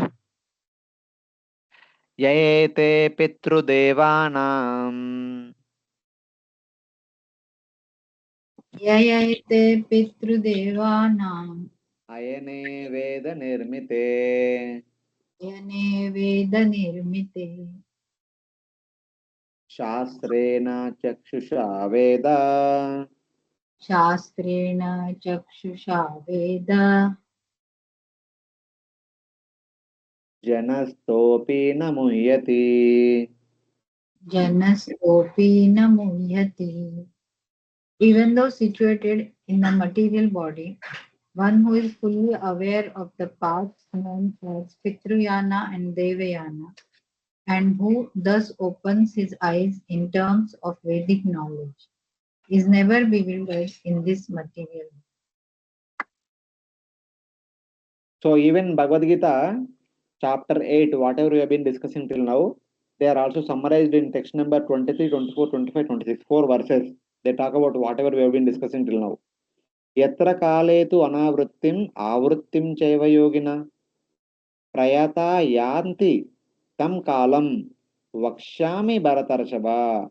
O best of the Bharatas, I shall now explain to you the different times at which passing away from this world the yogi does or does not come back. Prapya yanti tam kalam vakshyami bharatarshava. What is that? Avrittim chaiva yogina. One thing is anavrittim, other one is avrittim. There is one path in which avrittim one will come back. Other path in which if you travel, anavrittim one does not come back. So what is that path of anavritti that you don't come back? Agnir Jyoti Ahashukla Shanmasa Uttarayanam Tatra Prayata Gachanti Brahma Vido Jana. Brahma Vido Jana. Those people who know Brahman, those people who have studied, understood, realized Brahman, matlab want to realize also. So they take the help of, at the time of giving up the body, after giving up the body, they take the help of Agni, Jyoti. Agni is fire, Jyoti the sunlight, daytime, Aha, daytime, Shukla is the Shukla Paksha, Shanmasa, Uttarayana 6 months. Then, having taken the help, passing through all the lokas, Borloka, Swargaloka, Marloka, Janaloka, Tapaloka, Satyaloka, and all 7 layers, attains Gachanti Brahma. They attain Brahman. And then, they will attain Brahman. This much is told here. Then what?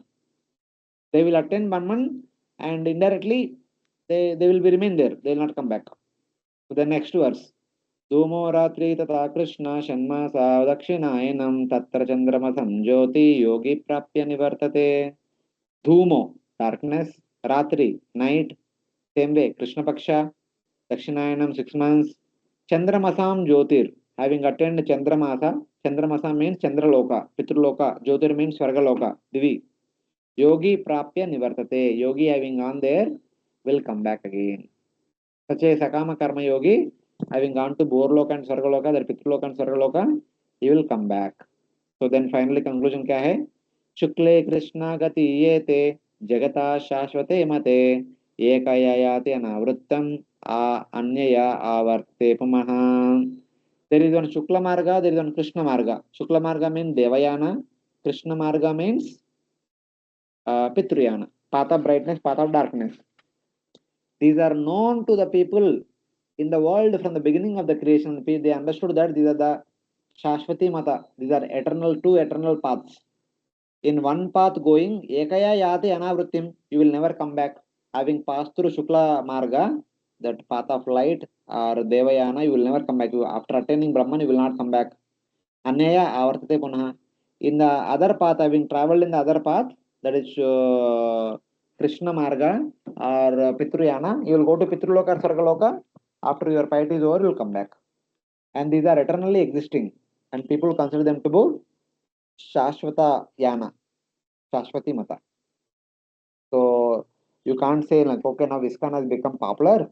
So Bhakti Marga is popular. Now everyone should go to Bhakti Bhagavad Dham only. So other places one should not go. No, not like that. They are still there. Whether people follow them or not is a different thing. But these two paths are always there. Tisra, Bhakti path. By following Bhakti path, one can either go to Vaikuntha or go to Madhura, Dwaraka, Goloka, Vrindavan. So like that.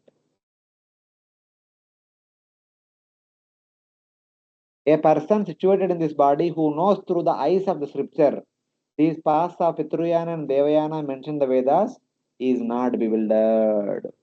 Such a person is not bewildered. He knows. अभी पितृयान जा पे जाने तो क्या करने का, देवयान में तो क्या करने का, ये करने से मैं इधर जाऊंगा, ये करने से इधर जाऊंगा. He knows everything very well and is never bewildered and he will do it. If he is interested in going to Pitruloka, he will follow Pitruyana. If he is interested in to attain liberation, he will follow Devayana. तुमको पता है वो आप उसी उसी प्रकार से follow करेंगे. It's like that. That means knowledge is essential to understand what is what. Then what I am supposed to do and how to do that. That knowledge is very much important. At least for the Varnashram people, Narada Muni is trying to explain everything clearly. So like that. Veda Nirmite means mentioned in the Vedas with words like Te Jnana Duma Abhi Sambhutanti. They go to the smoke. And Te Archer Abhisambhavanti. They go to the sun.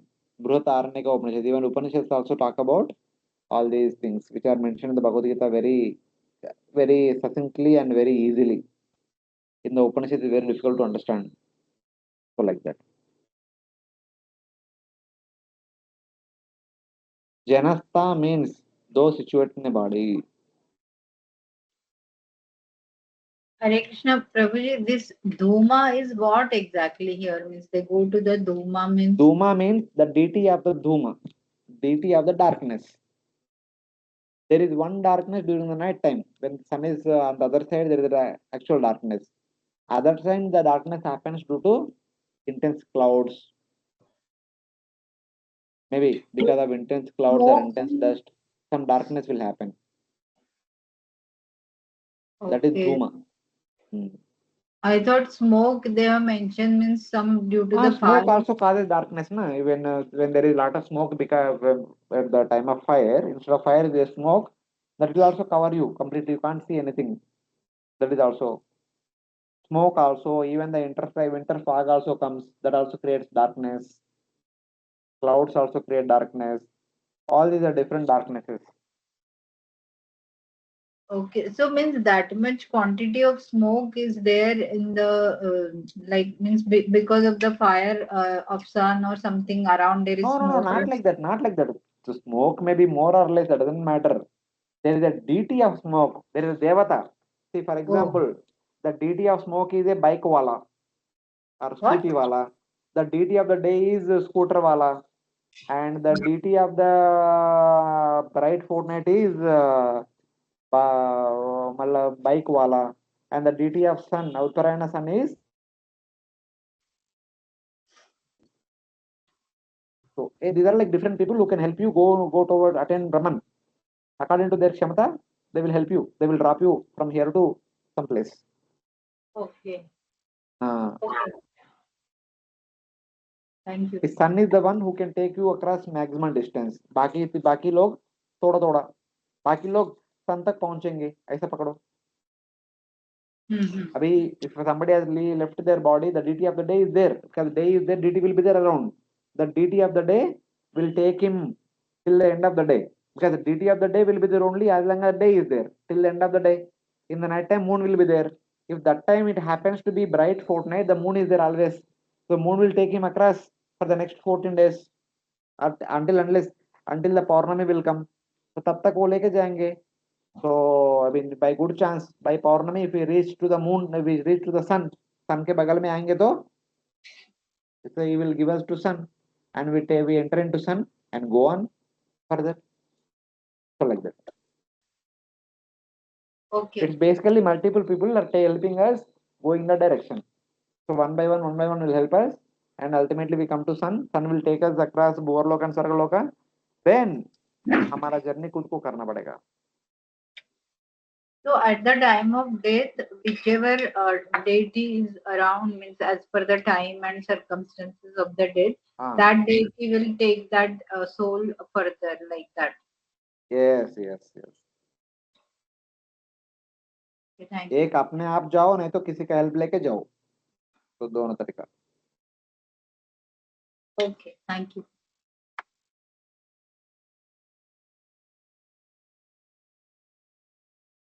आदावन्ते जनानां सद्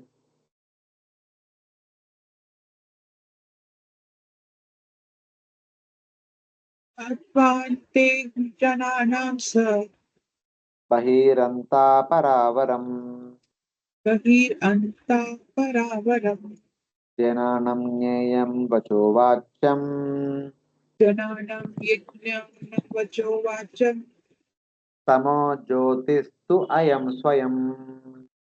Tamo jyotistaya avyasayam. He who exists internally and externally are at the beginning and end of everything and of all living beings as that which is enjoyable and as the enjoyer of everything, superior and inferior, is the supreme truth.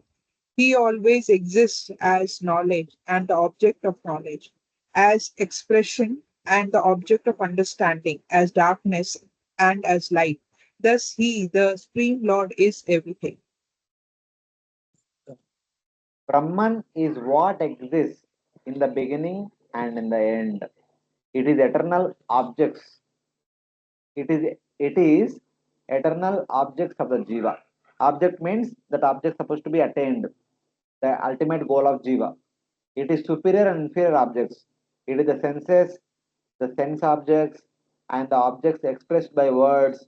Brahman is the jiva in ignorance and in knowledge. Basically, Sarvam Kalo Idam Brahma. The meaning of that verse is it is Brahman which expands as jivas, it is Brahman which expands as mind, intelligence, senses, Hankara, etc. It is Brahman is existing in the expanding the form of each and everything that we see across.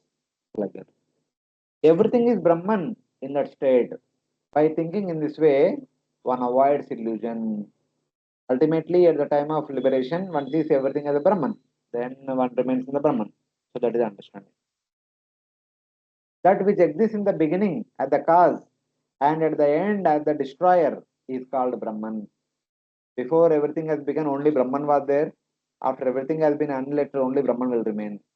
Aham evasam evagre nanya param. So in that way.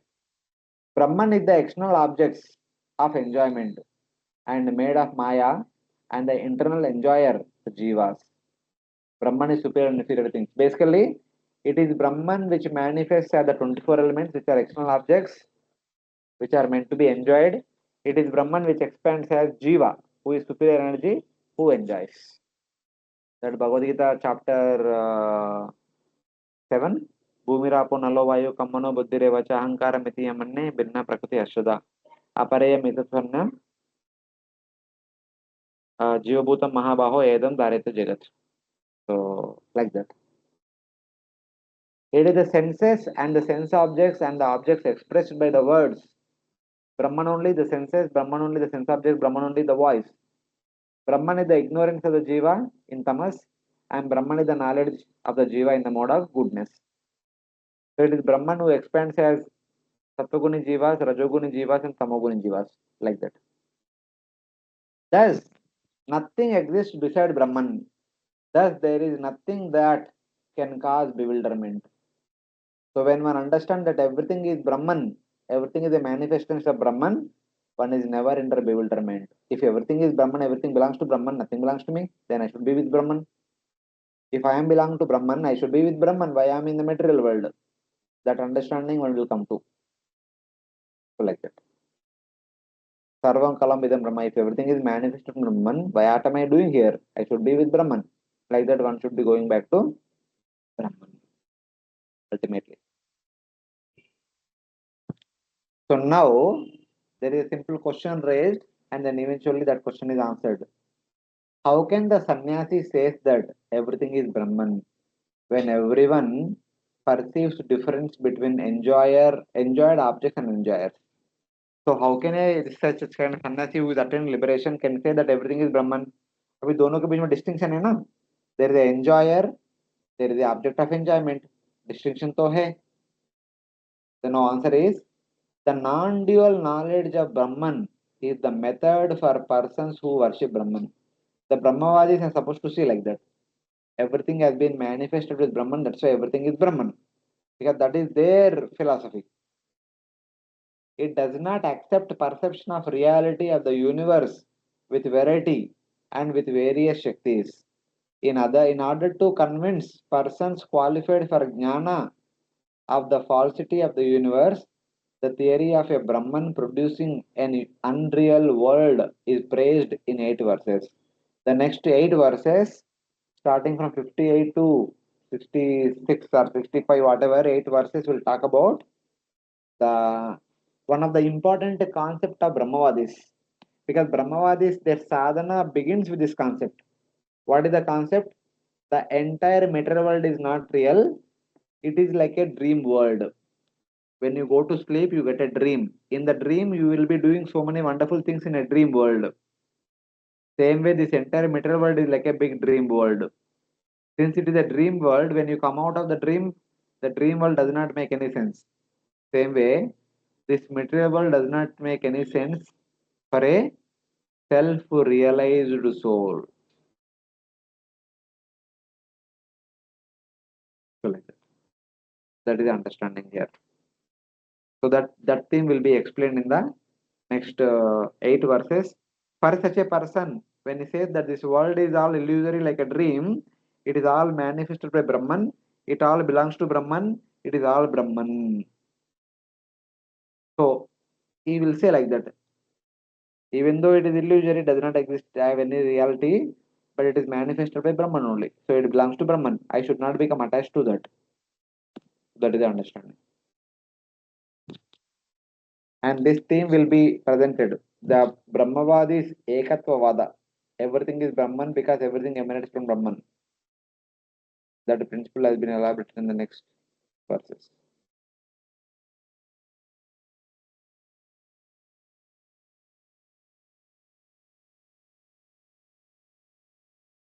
आबादितोऽपि ह्याभासो आबाधितो हि आभासो यथा वस्तुतया स्मृतः यथा वस्तुतया स्मृतः दुर्भगत्वाद् अनिर्दयकम् दुर्भगत्वात् ऐन्द्रियकम् दुर्भगत्वात् ऐन्द्रियकम् तद्वद् अर्थविकल्पितम्. तद्वत् अर्थविकल्पितम्. Although one may consider the reflection of the sun from a mirror to be false, it has its factual existence. Accordingly, to prove by speculative knowledge that there is no reality would be extremely difficult.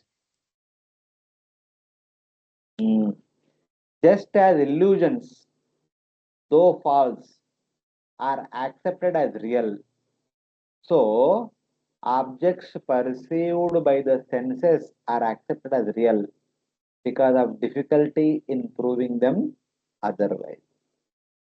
Of course, theoretically, they are convinced that they are illusory, they are not real.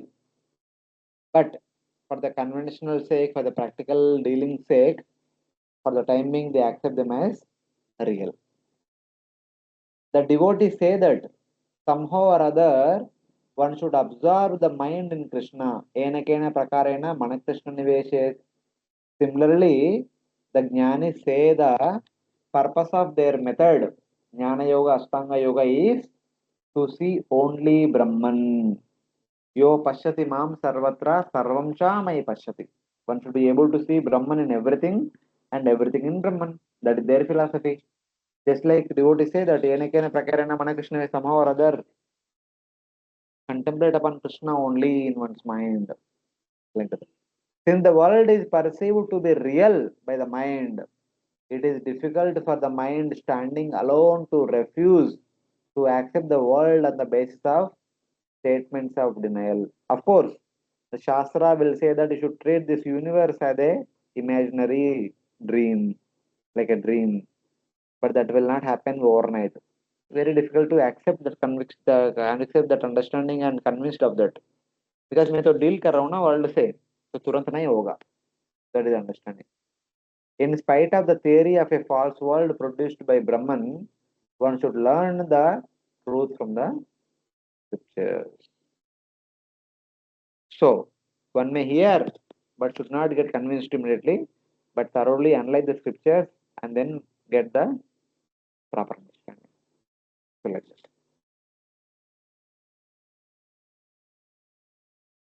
So, this is the meaning. That means our conviction should be based on Shastra, not based on somebody said so, something like that. So, that is the understanding. It has already been stated that the Jnani falls down by considering that the names, forms, and abodes of the Lord are unreal. Just as he claims the world is unreal. This will also be stated in appropriate places after this. If, for example, a Jnani is supposed to think this material world to be unreal, but if he extends this analogy and then says that oh, spiritual world is also unreal, then he falls down. That is like Mayavada. Saying the spiritual doesn't exist, Lord does not exist is Mayavada. Such a person falls down. Bharata, in order to awaken King Rahugana, also said world is unreal. So one of the propagations of this kind of understanding is done by Bharat Maharaj, the Brahmana Bharata, while teaching to Rahugana. So previously, for the first time, he was a king. He renounced the entire world, went to forest, and he still had a compassion toward the deer, small deer. वो compassion के वजह से he became deer, then eventually became Brahmana Bharata. Now he does not want to have any compassion towards anybody. In a sense, he does not want to interact anything with the material world. He does not want to get attracted to this world. He acted like a dumb jada, a duff, dumb, all these things. But when he found a suitable candidate who can realize the understanding what he knows, then he spoke out for the benefit of Rahugana. So in that, he says what kind of understanding is following. अभी जो दुनिया हमारा सामने है वो सही मान के रह जाएगा तो बंद हो जाएगा, बंद हो जाएगा. So if you don't want to be bound in this material world, there's a chance of being bound, dealing with the world to be real, and this world is meant for my enjoyment, something like that. There's a possibility. But from the very beginning, think that this world is illusory. So never ever become entangled with the world. So that principle is explained here. O king, he is speaking to the king. This carrier, the four palanquin bearers, who is a transformation of earth, walks on the earth for the same reason. Above his feet are ankles. So basically says that अभी देखो ये आदमी जिस मनुष्य आपका पैलंक्विन carry कर रहे हैं, उनका शरीर बने पृथ्वी से. पृथ्वी तो स्थिर है बट शरीर तो घूम रहे हैं. उनका शरीर के अंदर रहने वाला पैर वो आगे चल रहे हैं. Above his feet are the ankles, calves, knees, thighs, waist, chest, neck, and shoulders. Above shoulders is the wooden palanquin, which four people are carrying the palanquin, And in the palanquin is the person called the king of Sauvira, who, blinded by illusion of false identity, thinks that I am the king of Sindhu. ये अज्ञान का अंधकार में फंसे हुए, इसके कारण वो पाल के ऊपर बैठकर राजा सोच रहे हैं मैं राजा हूं. So like that. So basically उनका point is that who is Raja? As long as you are living in this body, you can say you are Raja. In the next life, if you become some other species like cat, dog, etc., can you say that you are Raja there? That time you have a cat's body, now you have a human body. Then who is Raja? Raja is not you. Raja is that human body.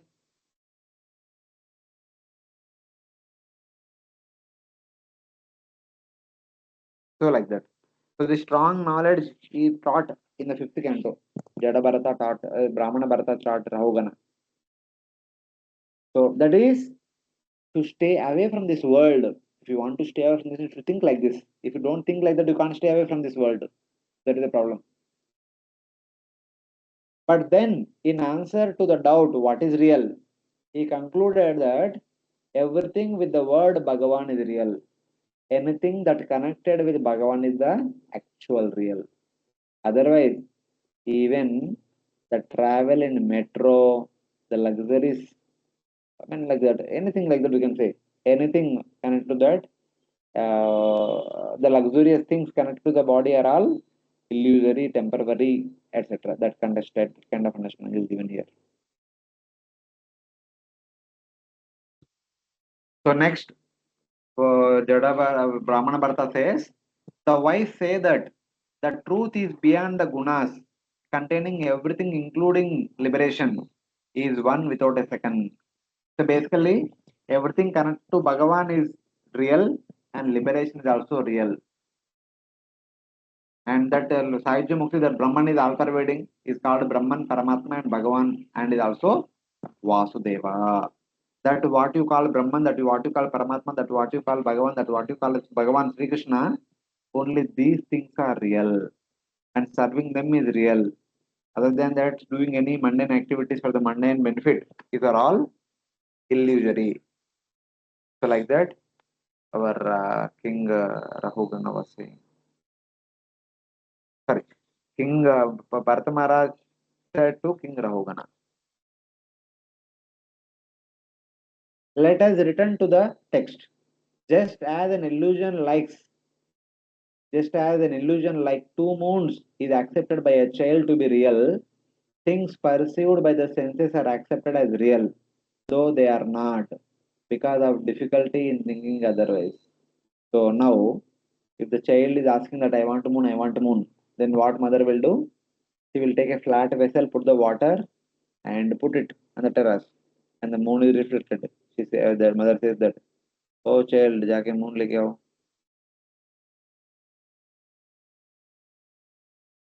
But of course, it's like that.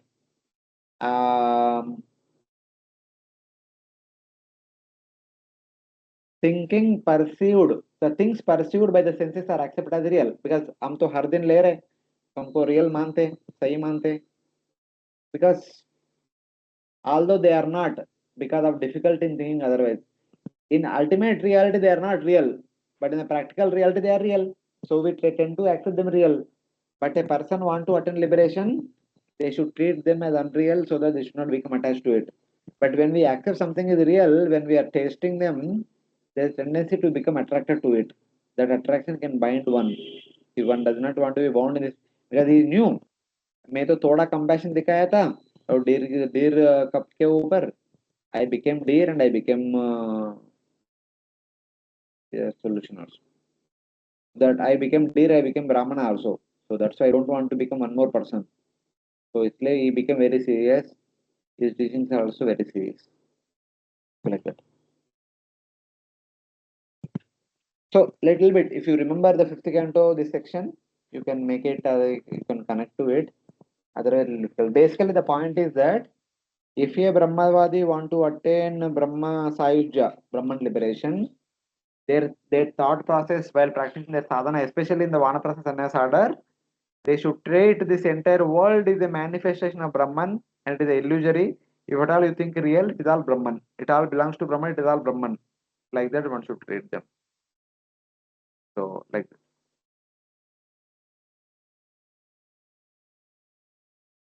so you are able to follow Hare Krishna?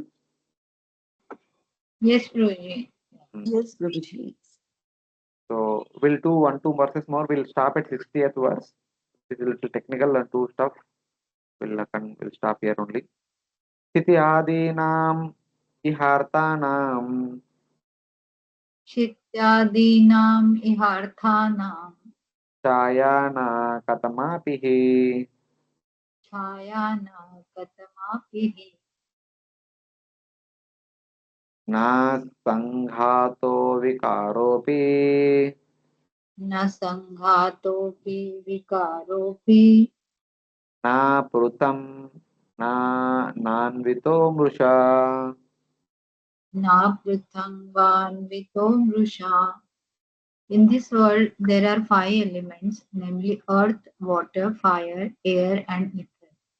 But the body is not a reflection of them, nor a combination or transformation of it. Because the body and its ingredients are neither distinct nor amalgamated. All such theories are insubstantial.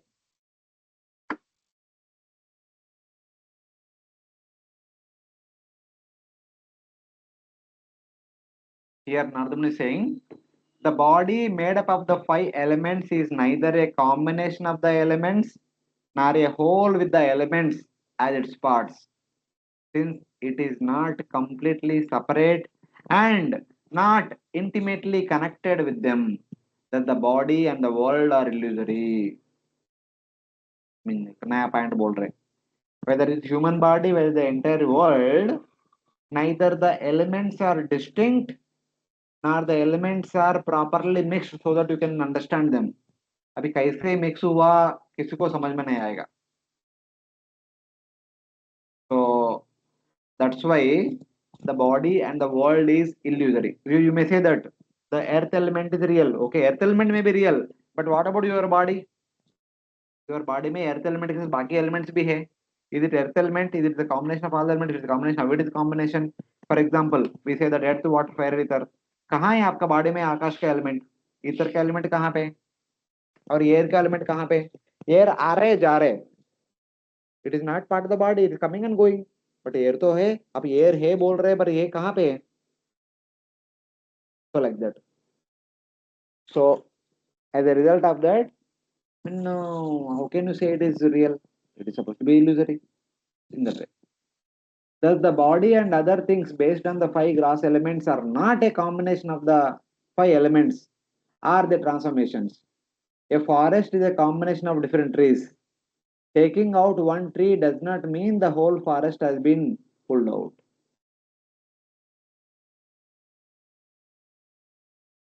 But the body is not such a combination, since taking out the elements in one part destroys the entire body. If you take out the water element from the body will destroy. Take out the fire element in the body from the body will destroy. So like that. It is also not a transformation of the elements. This means it is not a whole unit produced by the elements as part. So we can say that no, it is earth element है, but earth transform हो गया, earth transform होकर हमारे शरीर जैसे बने. So is it earth as is transformation of the earth? अभी for example ether, तो ether का transformation क्या है? वो air का transformation क्या है? So for some elements you can say that it is transformation, for other elements you cannot say transformation. So whether it is transformed or not, you cannot accept, you cannot clearly say. One cannot perceive a real difference between the part and the whole in the body. So earth element को separately we cannot see.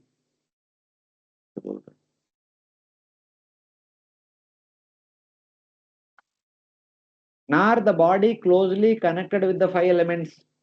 How does it relate to each element as its part?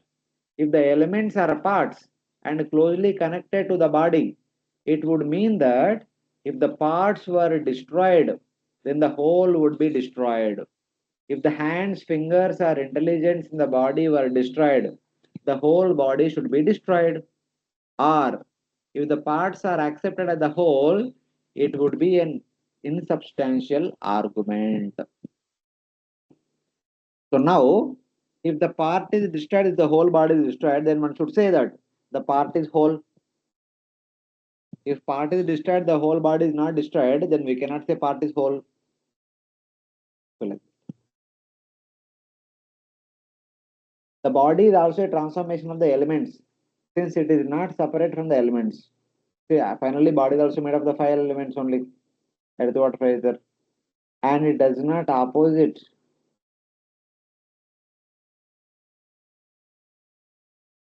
A body is a transformation of the elements since it is not separate from the elements and it does not possess the elements as its parts.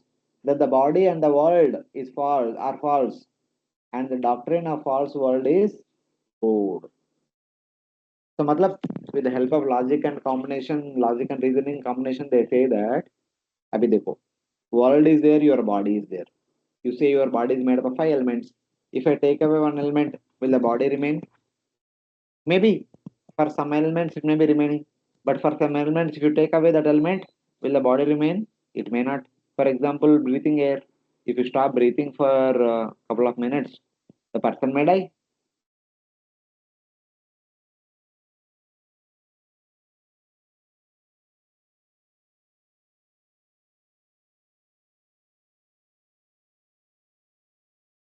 So somehow or other, because of all these things, the world is false has been proved, saying that if you say it is a combination of all the elements should be there. If you say it is not combination of all the elements, even though if some elements is not there, also it should function. For example, human body, if you take out some elements, no guarantee that it will function. So all elements should be there. If you say all elements are there, but where are they? कुछ elements को आप दिखा नहीं सकते. So like that, there are some limitations. So that's why the theory of illusion becomes popular and acceptable, because neither is absolute. None of these two are strongly proven. So then illusory. Now the cause of the body, such as the earth element, are explained to be false. Hare How? Krishna, Yes, Mataji. Prabhuji, like in the 59th verse, it was mentioned that body is not a combination of these five elements. And that jungle analogy is given. It is jungle is made up of trees, and if one tree is pulled out, it is not that the whole jungle is destroyed like that. So, like, if it is not combination, then how the five elements are aligned in the body? Because we don't see that No, separate. it is not like that. If you say it is a combination of five elements, then all five elements should be there, then only it exists. It is said that it is not the combination of five elements. That means, can we sustain when one of the elements are not existing? No, but then just now, some time back, we discussed now, Prabhuji, like when that yogi passes through those coverings, he gives us one layer of the No, that is body. after death. That is after death. We are talking about while living. While living, what will be our understanding? What will be our conviction? So But basically, from the Jnana Marga, one of the proposition is one should treat this world as illusory. So when one accepts that, अभी आप तो गुरु तो बोल रहे ये world को दुनिया को illusory मानना चाहिए, मोह मानना चाहिए. But when you get convinced that you should be explained theoretically, you should give logical explanation, then you should be convinced. For that logical explanation, he is taking a example of a body. So body is neither made up of the five elements nor not made up of the five elements. So both the things, if you say that body is completely made of five elements, you cannot prove that. If you say the body is not made up of five elements, you cannot prove that. So none of these propositions can be proved completely right. Then, so since you cannot prove it completely right, the existence of the body is illusory. So like that. okay, and you mentioned, Prabhuji, that that yogi passes through that covering, that is after death, na, you may say. That is after that. Here we are talking about the philosophy. Yeah, so That is after the process death. of attainment. So, Prabhuji, after death, that means the gross body has been separated from the subtle body, right? Hmm. So the yogi is passing through those covering with his means his soul is passing along with the subtle body, whatever he has, right? So then when we are saying that he leaves his earth part in the earth layer and then water part in the water layer like that, then which body, like the subtle body also is made of these five things? Yes. Subtle body Subtle, is made up of man, buddhi, ahankara, chetana, and senses. Jnanendriyas, karmendriyas. They making subtle body. See, for example, if the subtle body is made up of all these elements, if one element is not there, body should not function. So one of the element is not there. For example, mind is not there. Mind or intelligence. Still, there are mental retarded people are there. They are still living. उनको intelligence काम नहीं करते but they अभी भी जीवित है. So even when one of the 24 elements is not there, one is able to live. मतलब you cannot say the body is made of 24 elements. When you say the body is made of 24 elements, 28 elements should be there. If they are there only, it will function. If they are not, it will not function. Like that.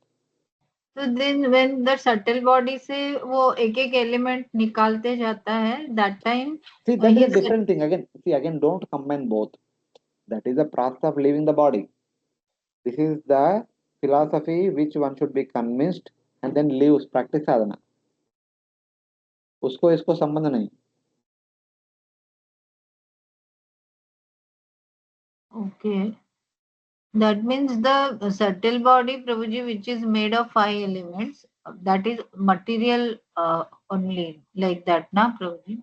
All 24 elements or 24, 23 elements are completely material. Except Chitta, remaining all 23 elements are completely material only. They are perfectly material. Okay. Okay, thank you. Just this one verse we will see for today and we'll close for today. Now the cause of the body such as earth element are explained to be false. How earth is false, that is maybe some hint is given in this verse. Let us see. धातवो व्यववित्वाच्च धातवो अवयवित्वाच्च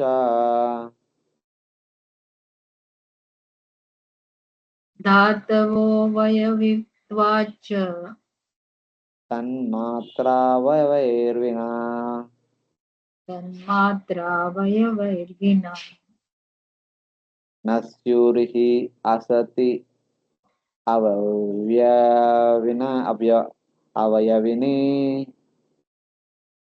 न स्यूर्य सत्य अवयविनी असन् अवयवो अनन्तः.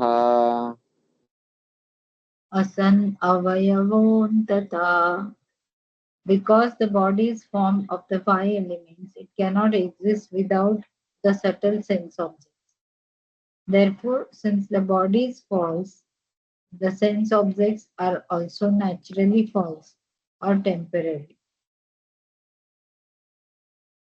Because the elements are only parts, they cannot exist without their sense objects, which are also parts. Since the whole universe and body is unreal, the elements and the sense objects are also unreal. That means earth does not exist without fragrance, water does not exist without taste, fire does not exist without form, air does not exist without touch, ether does not exist without sound. So in the absence of one, the other one also will not exist. So like that. That means individually one element does not have its own existence. It is dependent on others. That's why it is false. So like that. That means A nahi to wo nahi. If you cannot say that, okay, without sound can ether exist? No, it cannot exist. That means ether also does not exist. So like that. The word dhatu means that which supports. The five gross elements cannot exist without their tanmatras, the sense objects, their subtle portions.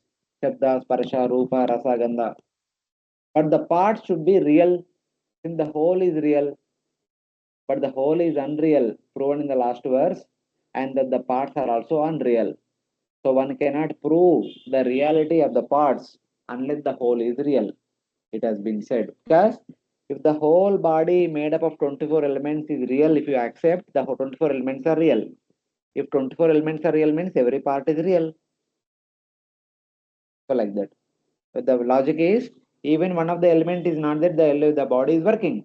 That means if that element's contribution is not required. That means whether that elements exist does not exist does not make any sense. That means whole, when you say whole is combination 24, without 24 also the whole will remain as a whole.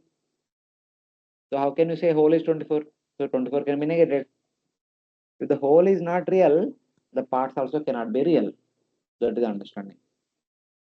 Little technical, very difficult to follow. I don't know why Nardamani is saying all these things, but this is the philosophy of Brahmavadis. This philosophy they follow.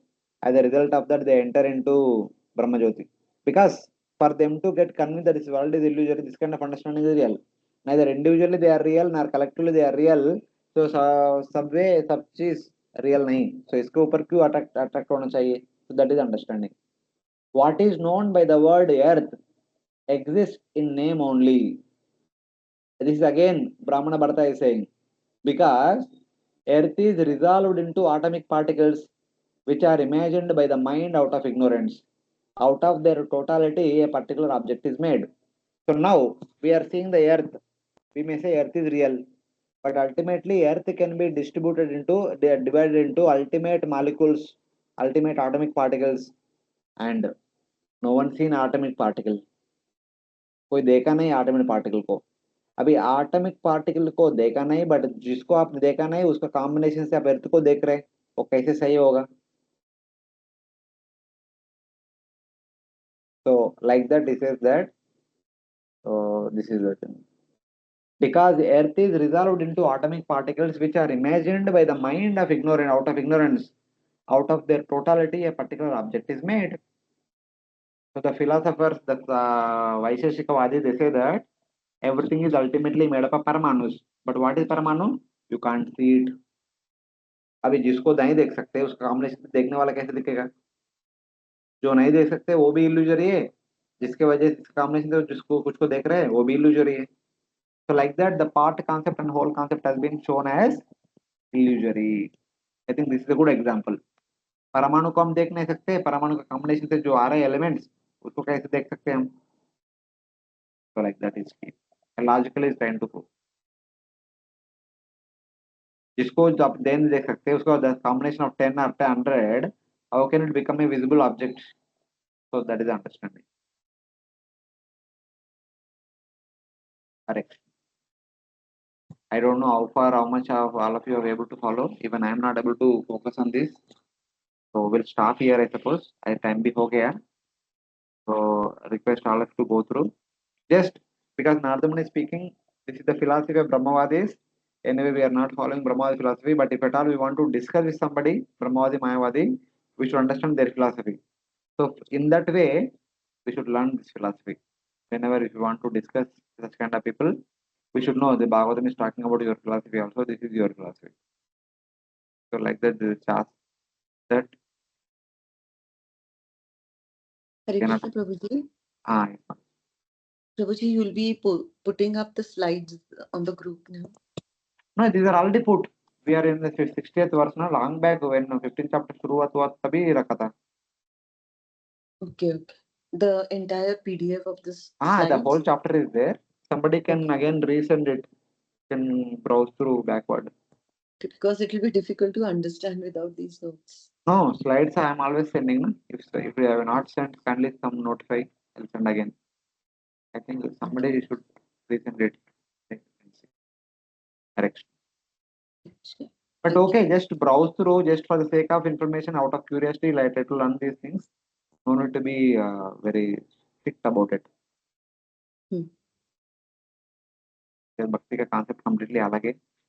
So let us focus on Bhakti aspect. These things are required just to know, because if you want to discuss this kind of people, you should understand that philosophy also. Without that, what we can discuss with them. That is understanding. Correct. So I suppose we'll stop here today. I am also feeling sleepy. Thoda. Thank So you very much. Grantara Srimad Bhagavatam ki jai, Srila Prabhupada ki jai, Ananta Koti Vaishnava Vrinda ki jai. Correct. Hare I am in Krishna.